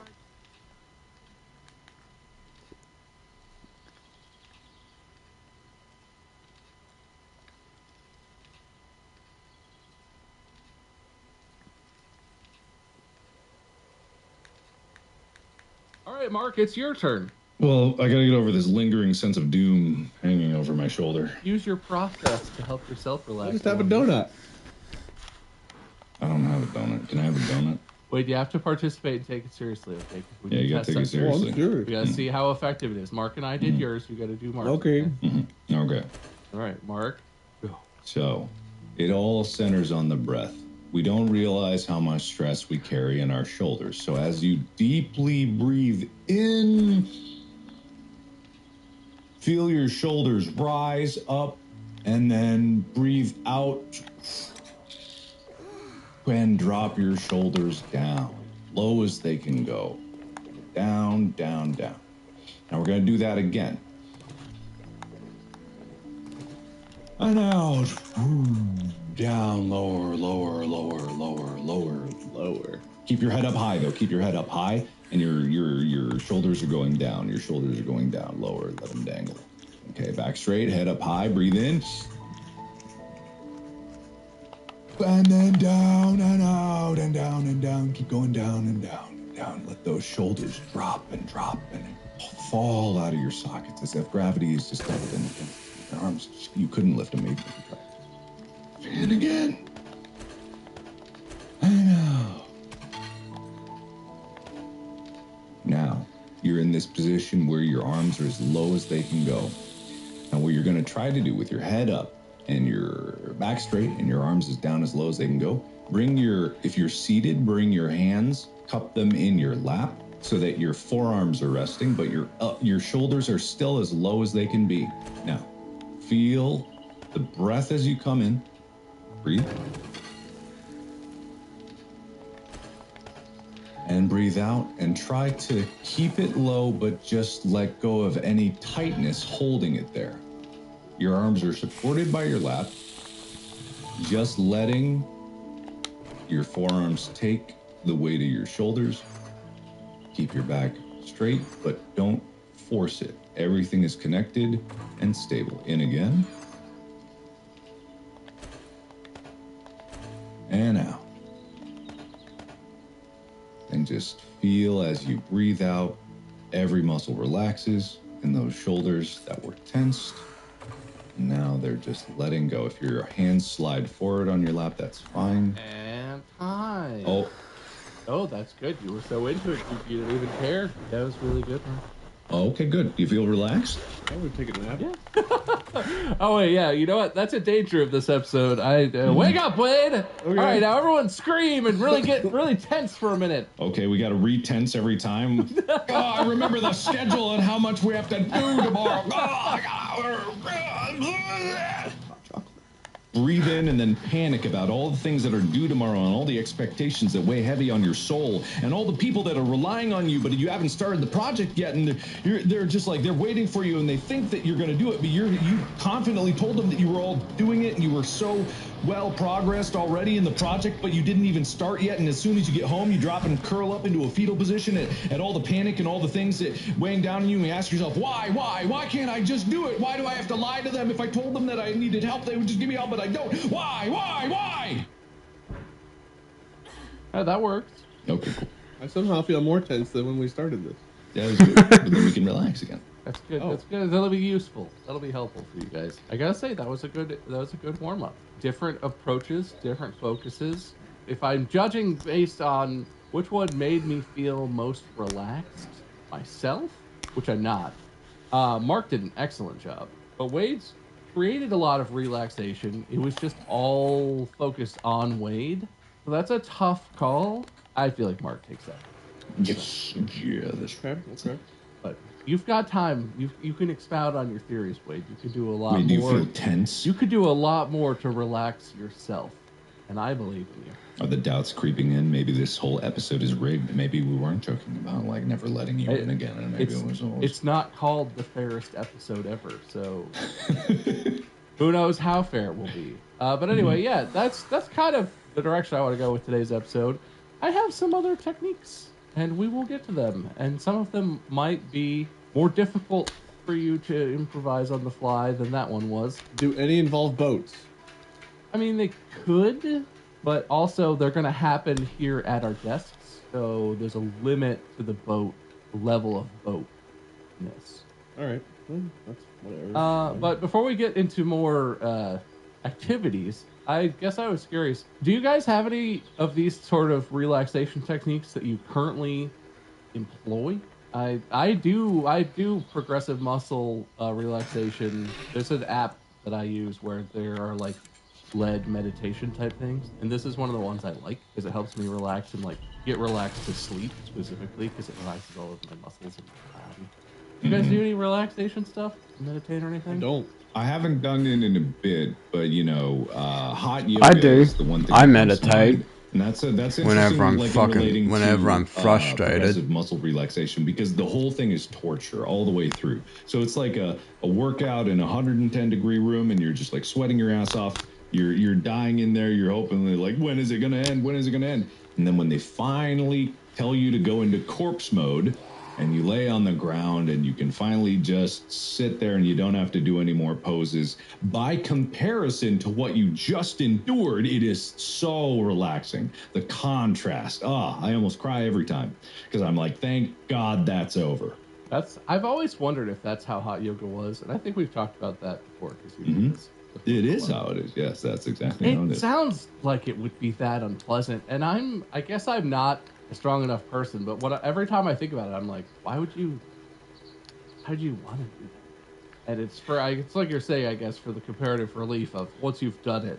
He's a masochist too. He enjoys the punishment. But like, doing something that sounds that awful doesn't sound good to me at all. I wouldn't want to do that. I would just, It's not all bad. It's not all bad. Just because like there's probably some therapeutic benefits to sweating that much, and like you do get some impurities out that way. But yeah, I wouldn't call it like that's the major focus of it. I think it just is like there's something cool about being able to endure something and then get through it and know that you accomplished it. It's like a psychological thing where even if your life is kind of in chaos and you're not accomplishing your goals, at least you have a very tangible thing that was difficult and you overcame it and you finished it. And that's kind of like something that's nebulous in today's society where like a lot of people are working on projects that take like months and like progress isn't seen. At least it's one thing, and you could go to class again and again. You could do it many times and get better at yoga, of course, but it's one thing, one session. It's tough, just like a really tough workout. It's hard, but at the end of it, you do feel better than if you went to a workout. You feel incredibly relaxed, just because mostly, thank goodness it's over, but also just like the heat, it does kind of lead towards that. Well, I go through that whenever we record this podcast. Good. Then you walk away with a sense of satisfaction, right? It's like, thank God, it's over and I can go now. You don't have to be part of this podcast if you don't want to. You don't have to. No, I like it. It gives me a sense of accomplishment and other things that you said. Oh, cool. Then let's go to hot yoga. All right, come to Cincinnati and find it. Yeah, if Mark moves to Cincinnati, you and Mark hot yoga 5 days a week. I'll do it once a month. Twice a day. I barely eat that much, man. I like eating. You think I'm going to do work that much? You don't eat twice a day? Not always. Sometimes one big meal. Usually it's 2 meals. But what about once that food's gone? I guess you just eat an ungodly amount of food? Oh, yeah, you just eat an ungodly amount of food, you get busy, and it's like, well, it's too late to eat now, and you go to bed. Huh. Interesting. So, yeah, there's plenty of time for hot yoga. Your schedule's wide open. I am very busy doing literally not that. Okay. But I'll go with you once. I'll see what it's like. I would go once and try it and see. Okay, all right, we'll do it. Bob, you in? I'll try. I might die. Don't worry, I prepared you for death earlier in my workouts. You don't have to do all the poses that they do because it just depends. I've been to some classes where the teacher's like, and invert your spine through Uranus. And, it's like they're doing crazy stuff. And it's like, also, you could just lay there. And I've done yoga at home. It's like workout video type stuff. Yoga is always like, there's always a yoga series alongside all the kickboxing and P90X stuff. And I was like, oh God, I'm so beat today. Let's just do yoga. Like, let's just do that. That can't be that hard, right? Even in the home ones, I'm always the one where it's like, yeah, do this or child's pose. I'm like, God, child's pose. I can do that one. God, Jesus. it was on child's pose. I'll just be a child's pose, teacher. You can't see me and you're recorded. But I just want you to know I'm doing what you said. Oh, God. Yeah, no, I would be interested to try hot yoga. I know that I would not enjoy it because I'm out of shape, but also because it sounds miserable. But I get that because I like a workout. I like a hard lifting workout. There's something about that where it's like painful, and you push yourself, and you get to the end, and you're like, oh, I can't lift my arms, but that was good. Yeah, life needs contrast, I think. There's like too many things that are so static and stable in life. Like you need to have negative or positive stressors, I think they call it. That might be the term. Positive stressors, just to adapt as a human being. I want to play more basketball. That's what I want to do. Is that a relaxation? Are you sure you don't have anything you do to relax, Wade? I mean, every now and then, like the only thing I can think of is sometimes I'll sit like back in my chair, I'll put my head back, and I'll just like close my eyes, breathe out for a moment, and just like chill.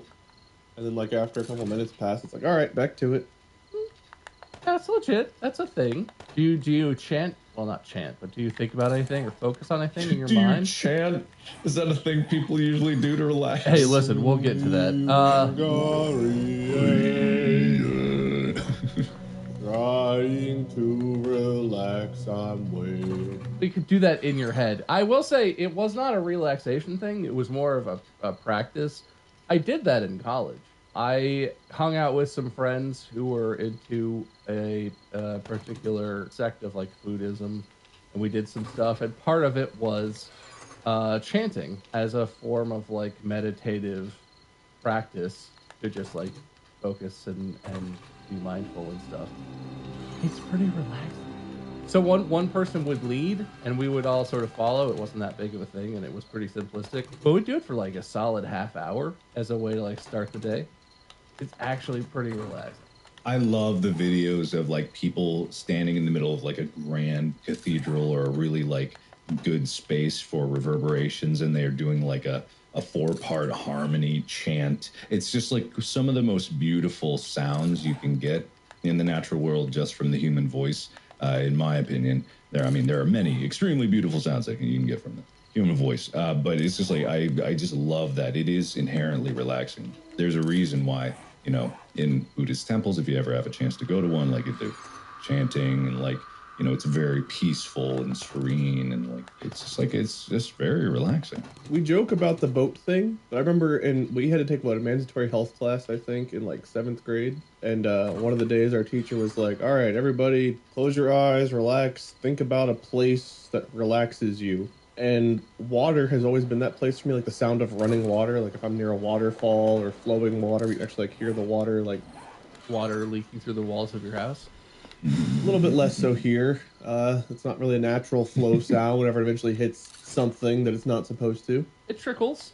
Like a big rainstorm, thunderstorm outside's relaxing. So every now and then I'll close my eyes and I'll like try to remember being like on my grandparents' boat, just like laying on the front seat and just like feeling the waves or hearing like the water. Cause on like a pontoon, you can like hear the waves kind of break on the front of the pontoons. Kind of sitting back and listening to that sound. Like that was my place I would go to relax whenever I used to do that kind of thing. Was I'd remember being on the boat. But now anywhere we go where like there's flowing water or like a pool that has like a fountain or a pond with a fountain, it's like I'll sit there and just like take that in and I guess take a deep breath, close my eyes and relax and just listen to the sound of water. Water is good. Water is, I feel like, a big powerful thing for a lot of people, especially bodies of water. Yeah, but not boats though. Boats are kind of dumb, and I think we all agree on that. No, we don't. And the ocean, definitely. Yeah, we don't like the ocean. What? We here at Distractable do not like the ocean. Go Great Pacific Trash Patch. God. I feel like this is a not quite 6 foot tall opinion. This feels like a small man argument. You must be this tall to have an opinion. The fallacy of a small man argument. It's like a straw man argument, but it's just the thing a small man would say. A small man argument. Yeah, a small man argument. It's not an invented thing that you're arguing against. It's just that a small person would think that. So, dude, would stilts count? Like the higher up you are, you have an opinion, or does it have to be actual like biological legs? If you lay on one of those medieval racks and stretch your body and break the bones and they heal and you become taller that way, it counts. But stilts, you didn't put in the work. You really want your opinion across, so you're on a rack like, I'm gonna show you. Yeah, just give me a second. You're gonna know. But then your opinions would change because you'd have the tall man mind. I get the power of the tall mind. Yeah. Is that what I connect? I get high enough so I can get the signal from the hive mind up here. Yeah. Beaming into my brain. We are legion up here. All right. That turned into a lot of extra conversation. Sorry, I wanted no. to do more relaxing, okay? Okay, relaxing, right? We're gonna do another round of you relaxing us. Me mostly, but also the other competitor gets to participate. And this round, I'm gonna skip some of these other ones because they sound funny, but they're not too different from the one we already did. But this one, slightly more different, but not that different still. We're gonna do guided self-massage. Self-massage. On camera? If you've had like a professional massage, if you've gone to like a spa or something, that is a great way to relax. But that can be expensive. Not everyone has access to like a spa or wants to do that, have someone else touch them. But you can massage yourself at your desk while you're at work. You can do massage yourself while you're recording, Wade. Yeah, but normally I watch suggestive videos while I do that. No, not like that. Oh, okay. Different kind But of anyway, stuff. Got it. it's you could use oils if you want or whatever, but you don't need to. You can just literally just massage the palm of your hand, and that can be relaxing. So I would like both of you to lead us in a relaxing 2-minute guided self-massage. Don't make it dirty, make it relaxing. And I acknowledge that those can be overlapping fields, but try. The relaxiest one wins, and Wade goes first this time because Again, all right, I got it this time. Wait, did you go first last time? Yes. No, he didn't. So he goes first this time. Wait, what? Yeah, he's got to go first. I feel like this is a lie. Okay, Mark goes first this time.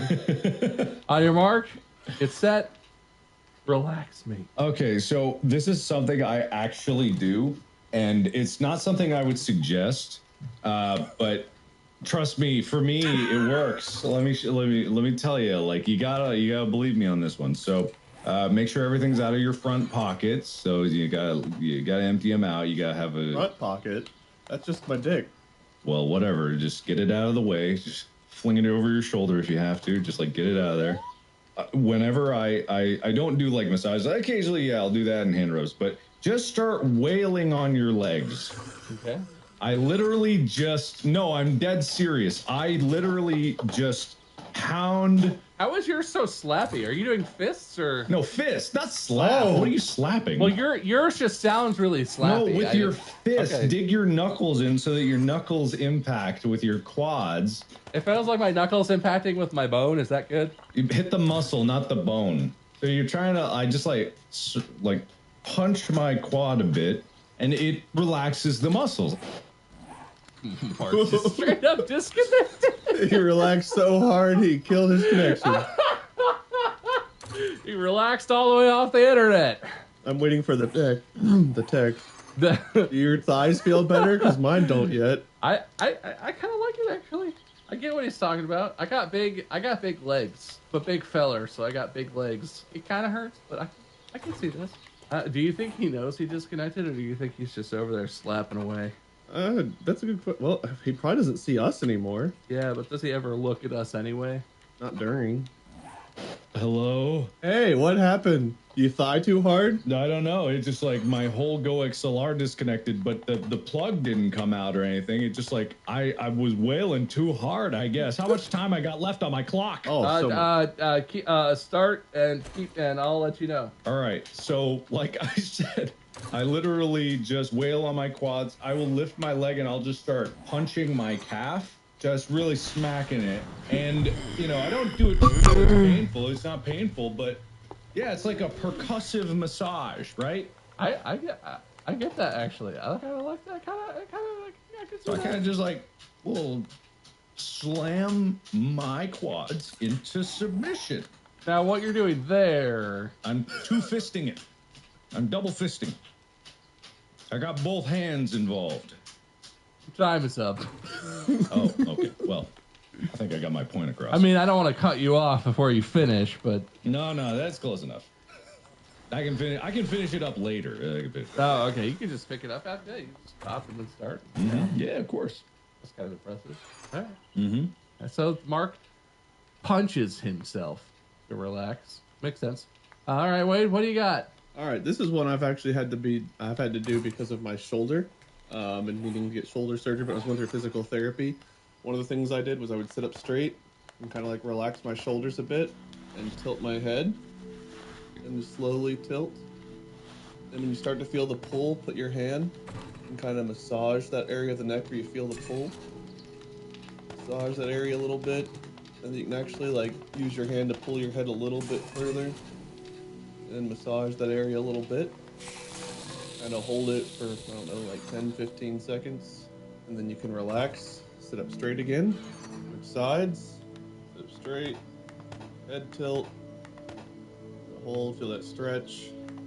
Just gently massage the area. Again, you can use one of your hands to tilt your head a little bit further. Then you can relax. And overall, that usually makes my neck and shoulders feel a little bit better. It's not a full 2-minute thing all the time, but you can do multiple sets, so you can keep going. I usually do like 2 or 3 sets on each side, but after a while, at least with the shoulder pain I've had since the slap tear, it's helped my neck and shoulders feel a little bit better, especially whenever it starts to feel tense or I get like pains through here. And that's the last legitimate one I have. The last wasn't the first. The first was very legitimate. You know what? That was delightful, Wade. And as a person who struggles with shoulder tension and neck tension, and especially headaches from that thing, because I constantly have a neck tension headache, that's a banger. Yeah, they've gotten like 10 or 15 different exercises to do, but that's the one I do. Like, that's the easiest one, and just the one that, like, I'm sitting, I'm feeling a little bit tense. It's like, okay, well, I'll just do the head tilt. As long as you slowly do it, you don't just, like... I feel like you both deserve points, but in fairness, I'm going to give 1 to Mark and 2 to Wade. Thank you, that seems very fair. That doesn't seem fair. I feel very fair. Well, I liked Wade's better, so that seems fair to me. Whatever. This method never fails. Never. But it's so loud and slappy. Yeah, your legs steaks. They're tenderized. My hocks. My hams are hocked, boys. Mm-hmm. Good. Tell me more. Nah, my hams are what they are. I'm not gonna tell you anymore. Can we get lunch? Can we get some ham? This one could be quick. I want to just try this one and see what comes up. Mark, you referenced this. Another relaxation technique that I have used, I don't do it currently, but for a long while I did this pretty regularly, is repetitive prayer and or chanting. It's used in a variety of faiths as a way of like chanting. It's like meditation almost, like a way of focusing. Usually you focus on a saying or slogan feels cheap, but it's words of meaning, right? You say something in regards to your personal faith or spirituality, or in regards to your place in the universe. The one that I did translates something like, I am the universe and the universe is in me, or something like that. It's not in English normally, it is in another language. But I want you guys, each of you, to come up with a slogan, and then I want us to chant as a group and see whose slogan is more relaxing. It could be positive, it could be self-focused, it could be externally focused. Come up with the most relaxing slogan you can, and then it's going to be short. For like, all 3 of us together are going to chant it for like 20 seconds or something. How short? Like, how many words? It could be like a sentence, like a long sentence. It should be something that repeats eventually. So, you know, like a long sentence or a couple sentences that are kind of short. So just so that you loop it, right? Because the idea is for it to be a repetitive thing. So you loop it and loop it and loop it and chant it. Oh, I've got one already. That was so fast. I think I got one, but I might have to justify it. Yeah, you can explain it if you want. If you want us to think about something specific about the thing we're chanting, or contextualize it, you can do that. Who has to go first this time? Is it actually? I'll go get that supply drop on the way back. All right, what came to mind, and I don't know why, is a breeze today is a bounty tomorrow. And I think that means taking a moment to just take in the breeze today will pay off tomorrow because of the relaxation you're taking a moment for. Are we doing the chant now? Yeah, so I will start a timer. A breeze today is a bounty tomorrow. All in unison. So maybe Wade do it first, and then we'll join in and try and do it in unison for like 20 seconds. Ready? I'm going to do my first one here. A breeze today is a bounty tomorrow. A breeze today is a bounty tomorrow. A breeze today is a bounty tomorrow. Yeah, really commit, Mark. Let's do this. I am committing. I'm committing. A breeze today is a bounty tomorrow. Is a bounty tomorrow. Wait, why do you pause so long in between? I'm trying to follow the rhythm you did the first time around. It's a very slow chant. I was a little surprised by it. Can I get one more reference one? Can I get a Wade reference one? A breeze today is a bounty tomorrow. Okay, got it. A breeze today is a bounty tomorrow. A breeze today is a bounty tomorrow. A breeze today is a bounty tomorrow. I feel like you're going slow, Mark. I was following it right on. The group that I used to do this with when we did it more regularly, initially when you would join, a new person would join and you'd kind of be like, you'd watch, you'd be like, and you'd do it really quietly. Once you knew it, it was like we were all singing the same song. Like one person would do the starting, there's like a starting line, and then everyone else would just be like, yeah, and you like, it's like a thing. So I thought we were all three going to be in sync. I didn't know you guys were waiting to follow my lead. No, there's latency. No, there's latency. Well, that's true too. But anyway, I like that. I'm glad. I thank you for committing, Wade. I thought that was actually really good. You're welcome. What do you have, Mark? Is it equally deep and relaxing?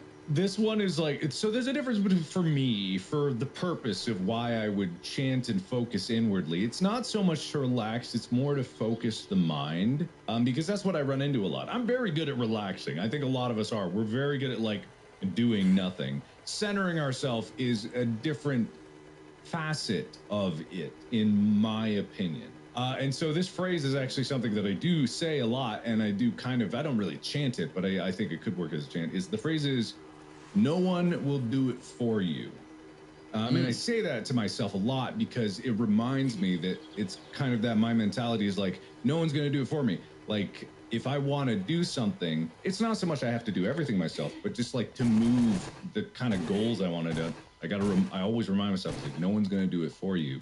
No one knows what you want. So it's like, that's the thing. No one will do it for you. All right. Lead us off, Mark. No one will do it for you. No one will do it for you. No one will do it for you.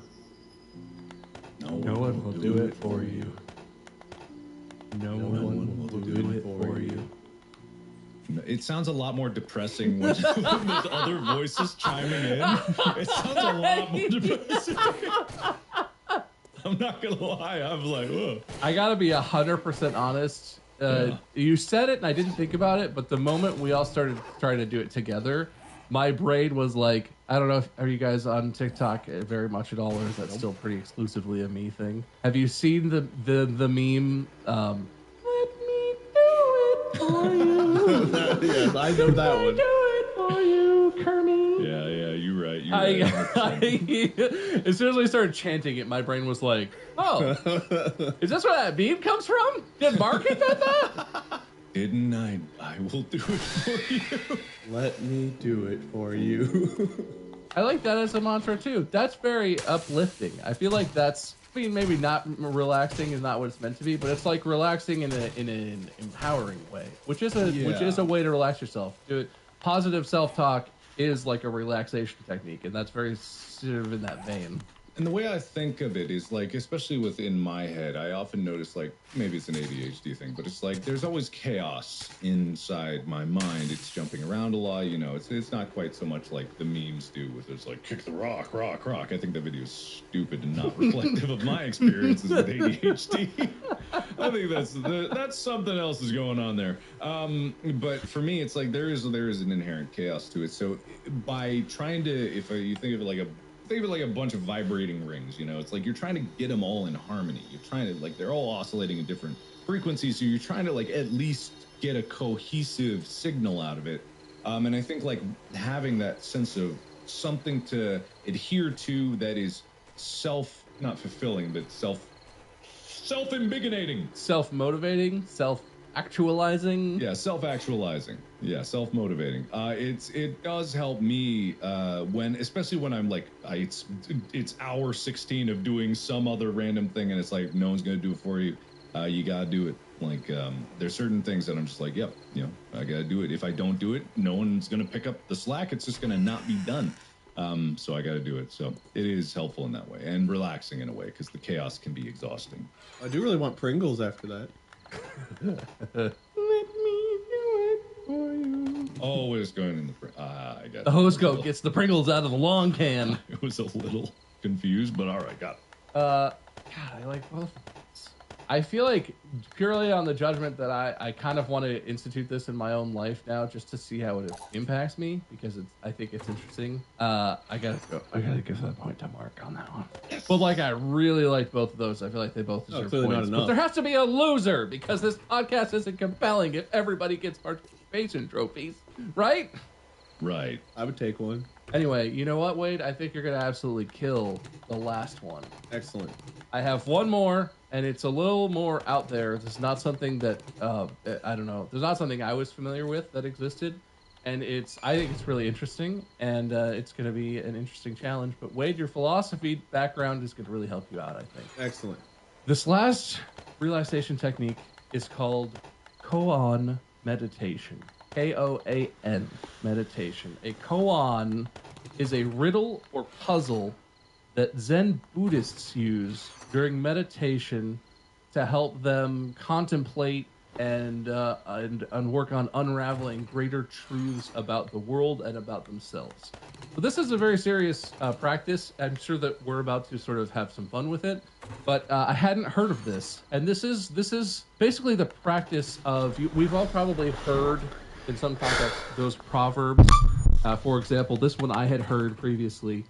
A Japanese master, Nan-in, during the Meiji era, received as a guest a university professor, came to inquire with the master about Zen.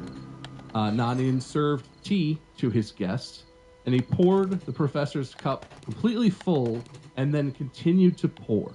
So this Zen master is just pouring tea, it's pouring over the edges of this cup, it's clearly overflowing. The professor watched this until he couldn't contain himself anymore, and he exclaimed, "It's over full. No more will go in." And very calmly, Nan-in looked at the professor and said, "Like this cup, you are full of your own opinions and speculations. How can I show you Zen unless you first empty your cup?" And this is sort of a little riddle, proverb type thing, where the point is to meditate on this and examine the truth that the Nan-in, the master, is trying to show this person, but also then consider, what does that mean to you as an individual? What does that mean in the context of the world? It's tricky because a big part of Zen, the Zen tradition, is, this is not a question that has an answer. There's no way you can reason out like exactly what this means, exactly what the point is. But the idea is that it's supposed to enlighten you as you contemplate it about what is the true nature of the Buddha, because it's a Buddhist practice and this sort of thing. I think this is fascinating because I like contemplating questions about the universe like this. I don't think I do a very good job figuring them out, but I wanted you guys to try and come up with your very own koans. Don't look them up. If you know some, you can use whatever knowledge you may have. But I want you to come up with a question that illuminates the universe. And I know this is an easy thing. I'm sure you have one just on the tip of your tongue already. But we could take some time. We could cut some time out. Is what we're coming up with the analogy of a cup overflowing similar to that, or is it just one statement that elucidates everything? I want you to come up with your own koan, which is that the one I read to you is one that is a riddle, but I want you to come up with your own riddle that illuminates the truth of the universe that we can contemplate and meditate on ourselves. Mark, you look absolutely stunned, shocked out of your mind, and Wade is like, yeah, I got this. So you want us to come up with something that cohesively answers all the questions of the universe? No. In It can pose one question. It could be a simple thing, but it needs to be a question that makes the person who's thinking about it contemplate something about the nature of the universe, the nature of the individual, some truth that you can pull out. But it could be simple. It could be one thing. Because the one that I read to you about the professor and the Zen master, it's really, at least is my simple understanding, it's about the nature of how do you be receptive to learning, right? How do you learn if you're already full of your own opinions? How do you accept new information if you think you already know it? where you think you already have an opinion or a thought about it. It's about the Zen idea of like emptying yourself so that you're always learning more. You're always receptive and open to whatever, the universe has for you. I am not a Zen practitioner, nor am I a master, but like, something like that. Can I set up a scenario with mine that would technically involve more than the three of us, but to prove a point? Sure. Do you want Wade to go, Mark, or do you want some Yeah, quiet sure. time? Give me time anyway. Go ahead, Wade. So imagine sitting in a room alone, and you have a box of, it doesn't matter, a box of Twizzlers. There's too many Twizzlers for you. So you invite someone else to come and meditate, and you split it 50-50. They get some, you get some. But you still have too many.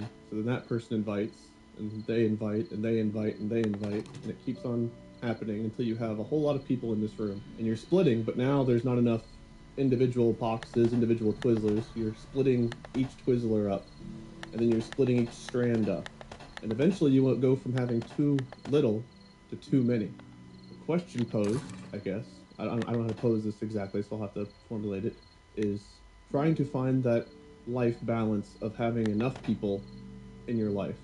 Not too few. Alright, I need not to too many. receive Because equally as bad to have too much. the parts. I already as got it the is to not parts. have I'm enough. stupid. Having too many people that you're trying to please in life, you're going to fall short. But if you have no one, then you have no one to share life's bounty with.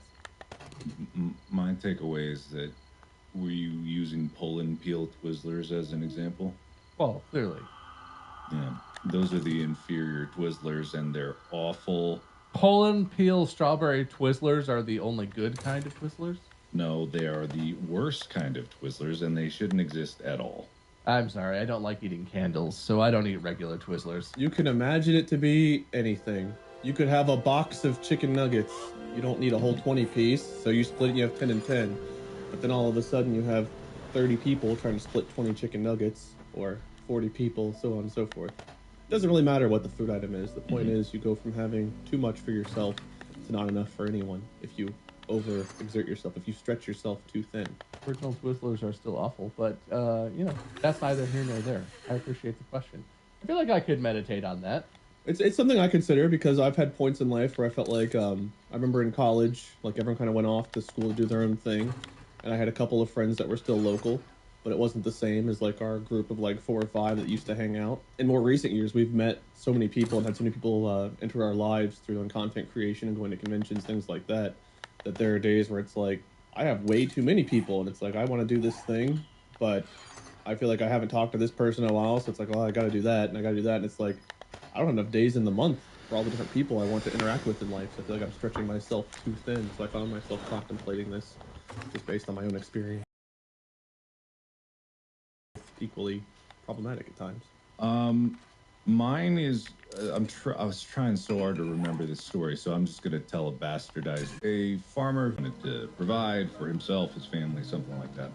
And he wished really hard, and the tree still grew at the exact same rate. Of course, that's what trees do. But he still wished, he still wanted it. Every day he would get up and he would pray. Every night he would lay down and pray. Every day he would go out and look at the tree and yell at it to grow faster, that I'm starving. Don't you know that, like, everything is counting on you growing? Eventually, like, winter came and the tree lost its leaves without ever giving fruit. And so the farmer blamed the tree. The farmer, like, bemoaned the tree. The farmer, like, besmirched the tree, and in winter went out with an axe and chopped the tree down. And so the tree was dead.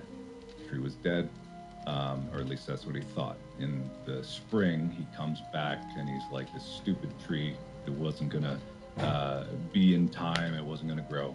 And then, in spring he comes back one day and he sees that there's a tiny sprout coming out of the stump where he was. And he looks at it and he's like, I thought you were dead. And he realizes that the tree was never gonna grow faster no matter how much he wished it to grow. But the tree was also relying on the farmer for caring for the tree and making sure that it was protected from things and things like this. This could be an analogy for, like, obviously parenthood, but it's to a lot of different things. It's whenever you start on something that you want, it doesn't really matter how much you want it. It's a matter of understanding that all things take time. And all things in the universe are not under your control. Even if it's your job to make a thing do a thing, it doesn't mean that it's going to work out. The change that you need to see is often imperceptible until you zoom out and see it on a bigger scale. And when he cut down the tree, he saw like it was still growing and it was still working. He just didn't understand the patience that it took, and he didn't understand that it didn't care what he desired. It was like there's a balance to all these things. There's factors. There's the efforts that you can put in as a farmer to help give things the best circumstances to do what they need to do, or rather do what they were going to do and do what they're meant to do. But without a plan and without proper attention and without patience, you can be so focused on something else that you didn't realize there's a better way to put it, that he could have grown other things that would have grown faster as well, which also did not compromise his ability to grow that tree.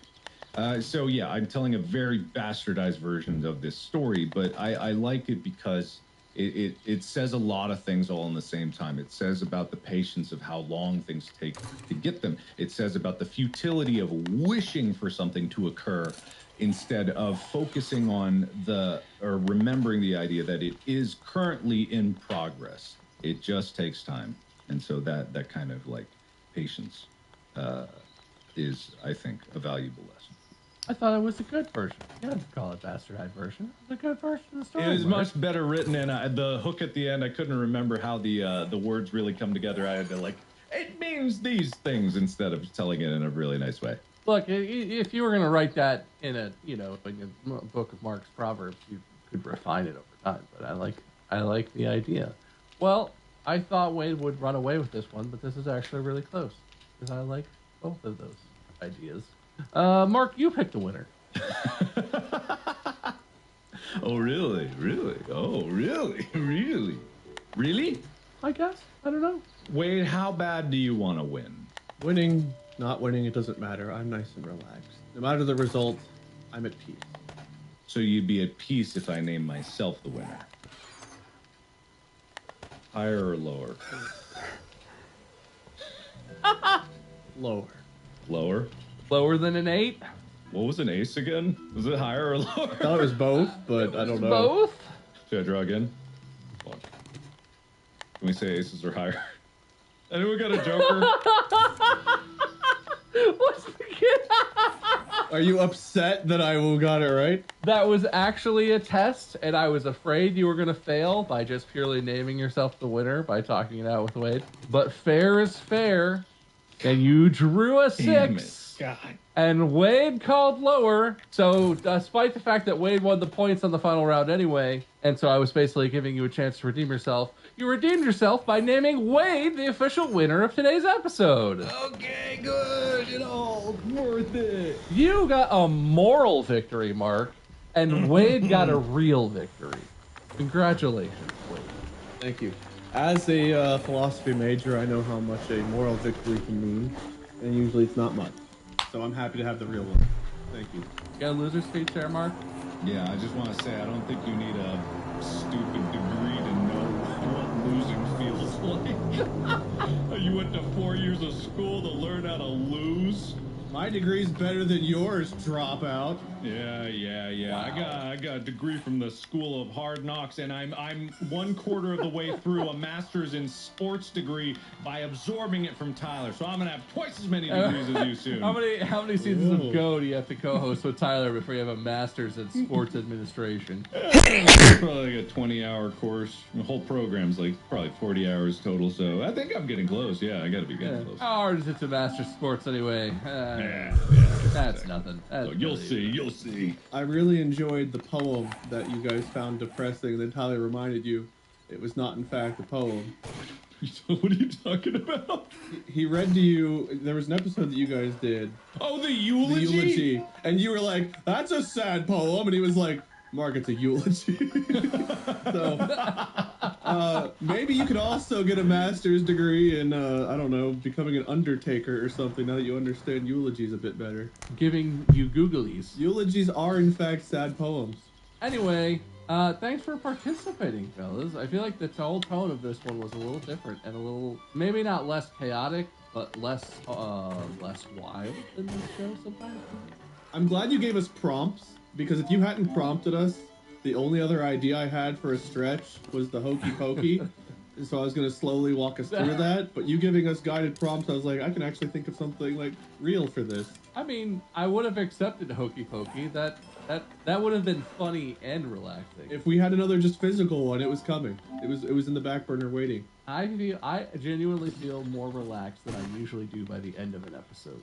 Usually at the end of an episode, my mind is racing and I'm all hyper and whatever. I was calm till I had to say higher or lower, then my heart started racing again. So it's like, well, which will it be? I don't know. But thank you for participating. Listeners, I hope you enjoyed a little bit more of a low-key, really a thinking listeners episode, if you will. Make sure you check out our merch at store.distractablepodcast.com. Make sure you check out Mark at Markiplier, Wade at Lord Minion 777 or Minion 77 on Twitch 3777. You'll never find it. And I am Ice Cream. Good luck trying to spell that one. This has been another episode of Distractable. Thanks so much for listening. Make sure you follow the podcast so you know when the episodes are coming out. And make sure you listen on Spotify because you don't just listen, you watch on Spotify. And that's the only place you can do that. So for now, we're out of here. We'll see you in the next episode. Thank you so much for listening. Podcast out.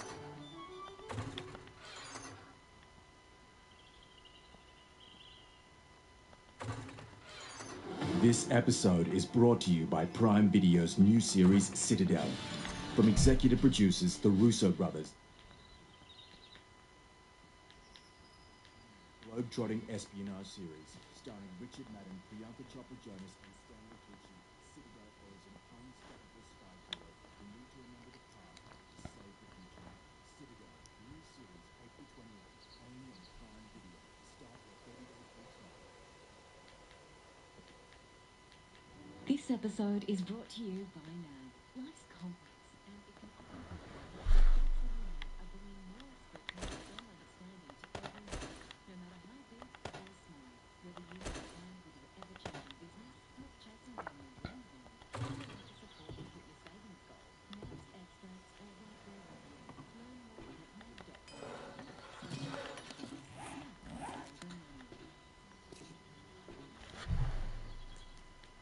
Good evening, gentle listener, and welcome to Distractable. This week, the lads discuss identity and why their voices don't match their faces. ADHD Mark divulges the difficulties of blowing his own trumpet. Lawyer Wade gets off to the boys, giving him attention. And self-aware Bob struggles with his weight, but we love him just the way he is. From manifestation to true fulfillment. Yes, it's time for self-actualization. Now sit back and prepare to be distracted and enjoy the show. Hey everybody, welcome back to another episode of Distractable. I'm today's host, Wade. You did ask us if we were ready, and neither of us were ready. You both said yes! You asked if I was ready, and I went. And I realized after you had asked, but before I responded, oh, I don't have a drink in front of me, and I was wanting to get a drink. All right, go get a drink. We'll ignore. Do you have us on screen? Did you not see what I was doing as you were doing your intro? You don't have peripheral vision to see that I'm like hanging off, just like, oh wait a minute. Wait, you handle the intro. You told me to go get a drink. I'll be back. You got this, buddy. I'll just see you. Let me know when you start. Yeah, just keep going. No, fuck you. I'm gonna just do it without him. He'll come back into the intro. All right, well, welcome back. I guess I don't know what you all have heard yet, but welcome back to the show where. Yeah, me too. There's usually three of us. Big agree. 2.5 right now, 3 maybe. Well said, buddy. The host makes an episode, the other 2 compete, and the host decides who wins and gets to host the next one, I guess. I am eternally disappointed in you all, and you guys are eternally disappointed in me. That's why we work. I'm hyping you up, man. Thank you. I feel hip and hype. How are you two? I care. How are you two? I care. So easily derailed, Wade. We're just goofing around. You know this is a funny podcast, right? It's probably the most hilarious intro we've ever had, so thank you. Every week he just gets more sick of us. Every single week. It's like, what are we doing? What are we doing? We're just having a good old time, buddy. All right, buddy, how are you? Buddy. I'm good, busy but good. Things are working out nicely. I don't have much else to update other than, you know, just like still working on the same things I've been working on, still doing the same things. You want to tell us about them? Specifics? Not you. Details? Names? Titles, scripts, character lists, casting? Nope. Molding? Molding. That just sounded like something you might do in show business. I don't know. Does the set or studio have crown molding? Tell us. We got the casting, the molding, the scolding, and the molding. I know people really want to see this. It was so funny because you know there was articles when we had like the Spotify deal announced, and so we were talking about, you know, I had an interview that was like, yeah, you know, it's really cool, you know, exclusive to Spotify, still have the videos are exclusive to Spotify, but the audio's still going out other places, and it was talking about like that, and interview, yada yada yada, and then came a question that was like very end of the article, and the interview was just like, so, you know, there's rumors, you know, that you might be in the Five Nights at Freddy's movie. I was just like, you know, no, there was like scheduling conflicts. I forget my exact wording of it, and then everyone was totally derailed from the main subject of the interview. And the only thing people talked about in the Variety article was that last question of like, well, you didn't say no, well, you didn't say yes. And I was like, no, there's a scheduling conflict, and, you know, a lot of people want to know. Well, thanks for bringing it up again. No one was going to give a shit about this episode. They'll be like, he mentioned for that, he mentioned for that, he's going to be in for that. Bob, what would you say to Variety if they came and asked you a question? Well, I'm not in the Five Nights at Freddy's movie. That's an obvious one. Bob's market for that. That's like a nightmare I could see Wade or I having. It's like, we get the call. Someone emails us and is like, Mark's busy. You know, he usually handles this. People like talking to Mark, and he's nice, so we send him. He's busy. So you have to do the interview with whatever magazine. You're doing an interview with GQ magazine, and I show up, and they do the makeup, and I'm sitting in a chair, and then a very official interviewer sits down across from me. Gas and barrel, like, but okay, it's burning barrel. rolling. Okay, let's go, guys. Start up. And the interviewer's just like, so tell us about Mark. What's Mark like in person? Do we have that happen? What is Mark coming to this too, or is it just you? It's like a professional interview, but it's the same as all those very joyous experiences that Wade and I have, where everyone's like, and what about Mark? Have you had a fan interaction, like in person, or like where you've met someone, don't have to be a fan, just like that one confuses the two of us to like, Wade, tell us about, like, and all they ask about are like Mark things, or like things Mark has done or might do, and it's like, you don't even know which one of the three I am, and you haven't even said do you want a picture with me? Yeah, I can Photoshop Mark. It's like, oh, okay. My favorite is I had one once where someone came up. I was at a convention, so it was like a line of people. So someone got their turn and came up and was like, oh my god, I'm so excited to meet you. And I think it was me and you, Wade. I think it was the one in Louisville where it was just us and Mark was not there. And they got there and they were like, oh my god, I'm so excited to see you. Wade, how are you? Wade, how's it going? And how's Mandy? And I was like, whoa, that's correct and wrong in so many ways. Well, you want me to go ask her? I don't understand. But also, Molly was at that one and was there with us. So they thought I was Wade. They thought Wade was married to Mandy. They thought you were with Molly. I don't know, man. And people get excited, so like, I don't really judge that hard because people get very excited. They don't know. And from the comments on the new video format, lots of people were like, whoa, that's not who I thought those were. Wade's voice fits Bob, and Bob's voice fits Wade. And I was like, well, truth is, that is our real voices. We just do this ventriloquist act when we're recording, so it's actually Bob talking and just me moving my lips. Man, I haven't thought about that in a long time. That was like 6 years ago. Oh, yeah. Louisville? Yeah, a long time ago. Yeah. Good old days. I can't remember the last time I actually did a convention. Oh, yeah, man. Conventions. Basically a thing of the past now. But now we have a billboard in it. It's all three of us, and it's not Mark and friends. It doesn't even really say our names. It says Distractable, right? Yeah, and that's what matters. That's all right. Hey, we're all on there. But you know, there might be an Easter egg. If you guys find pictures or you go see the billboards, there could be a FNAF Mark, if you look Mark hard in enough. his costume for the movie might be somewhere on the billboard. Aha! Just look really, climb up there and check it out. Don't climb up there. Don't drive into the pole either. The subreddit the next day had a picture of like a zombie apocalypse of people hanging off the side. I gotta know. Just a pile of bodies of people that tried to get there. Yeah, man. It's just like, man, I was listening to Distractable. I was climbing the billboard and I laughed so hard I fell off. Ah, man. You know what? I gotta say, those crashing your car while listening to the podcast memes, they were initially very shocking. Hit a real dip of okay, everybody's doing it. They're coming back around. People are getting more creative with it. It comes and goes. I don't want creative car crashes. Oh no, some of it's like space stations crashing into the sun. You know, fun stuff from movies. real good jokes, real funny stuff. Good. I hope people are enjoying the fact that we have video on Spotify. I know there's still people that are upset that we don't have like the YouTube presence, but like we did try. Ultimately, though, we thought video and 2 episodes a week might make it up, so hopefully y'all are enjoying that. And it's free, still free. I didn't think about that at all. I just thought, oh, it's our podcast, isn't it? Well, gee, we better do what we want then. That's what I thought. That's the only thought I had. Yeah, that is kind of like also my thought too. Is just like, yeah, we're doing this thing now. More stuff. No. The internet's very entitled. They get what they want at all costs. They get what they want as long as it's what we want to give them. You're welcome. This is not our podcast. This is their podcast, and we just show up and have to work. Can I lodge a complaint? No. Yes. I'm lodging a complaint with Mark.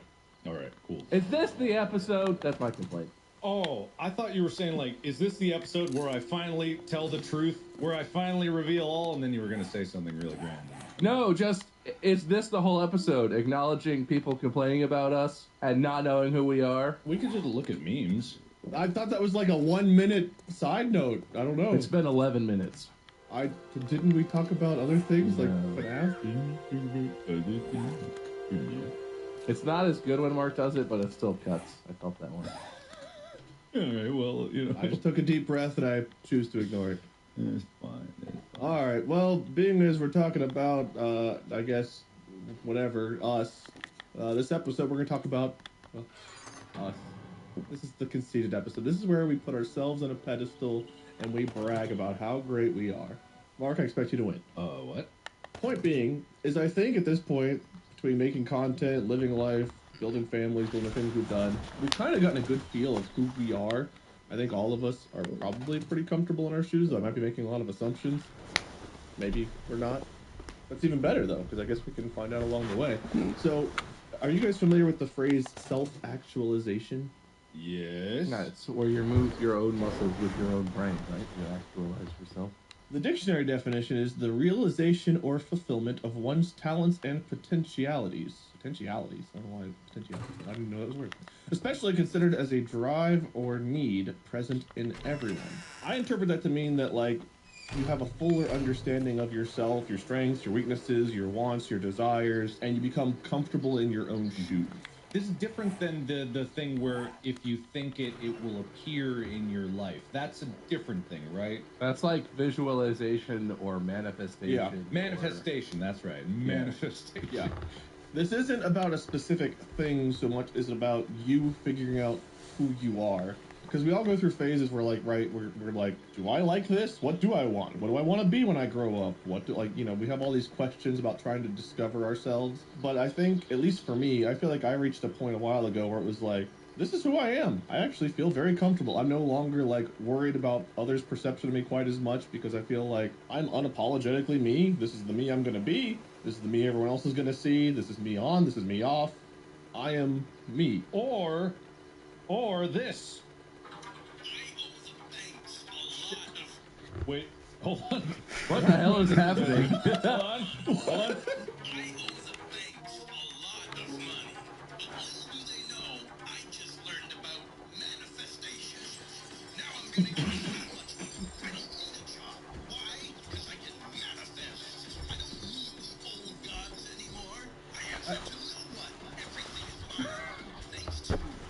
This copyrighted?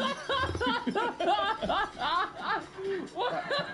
This is what it made me think of. What? We have video now. I can share this just because I do the video. Are we a React podcast now? No, but it made me think of it. Yeah, we should react to some stuff. Manifestation. That's what I always think of. Like, for some reason, self-actualization just makes me think of manifestation, which makes me think of that video.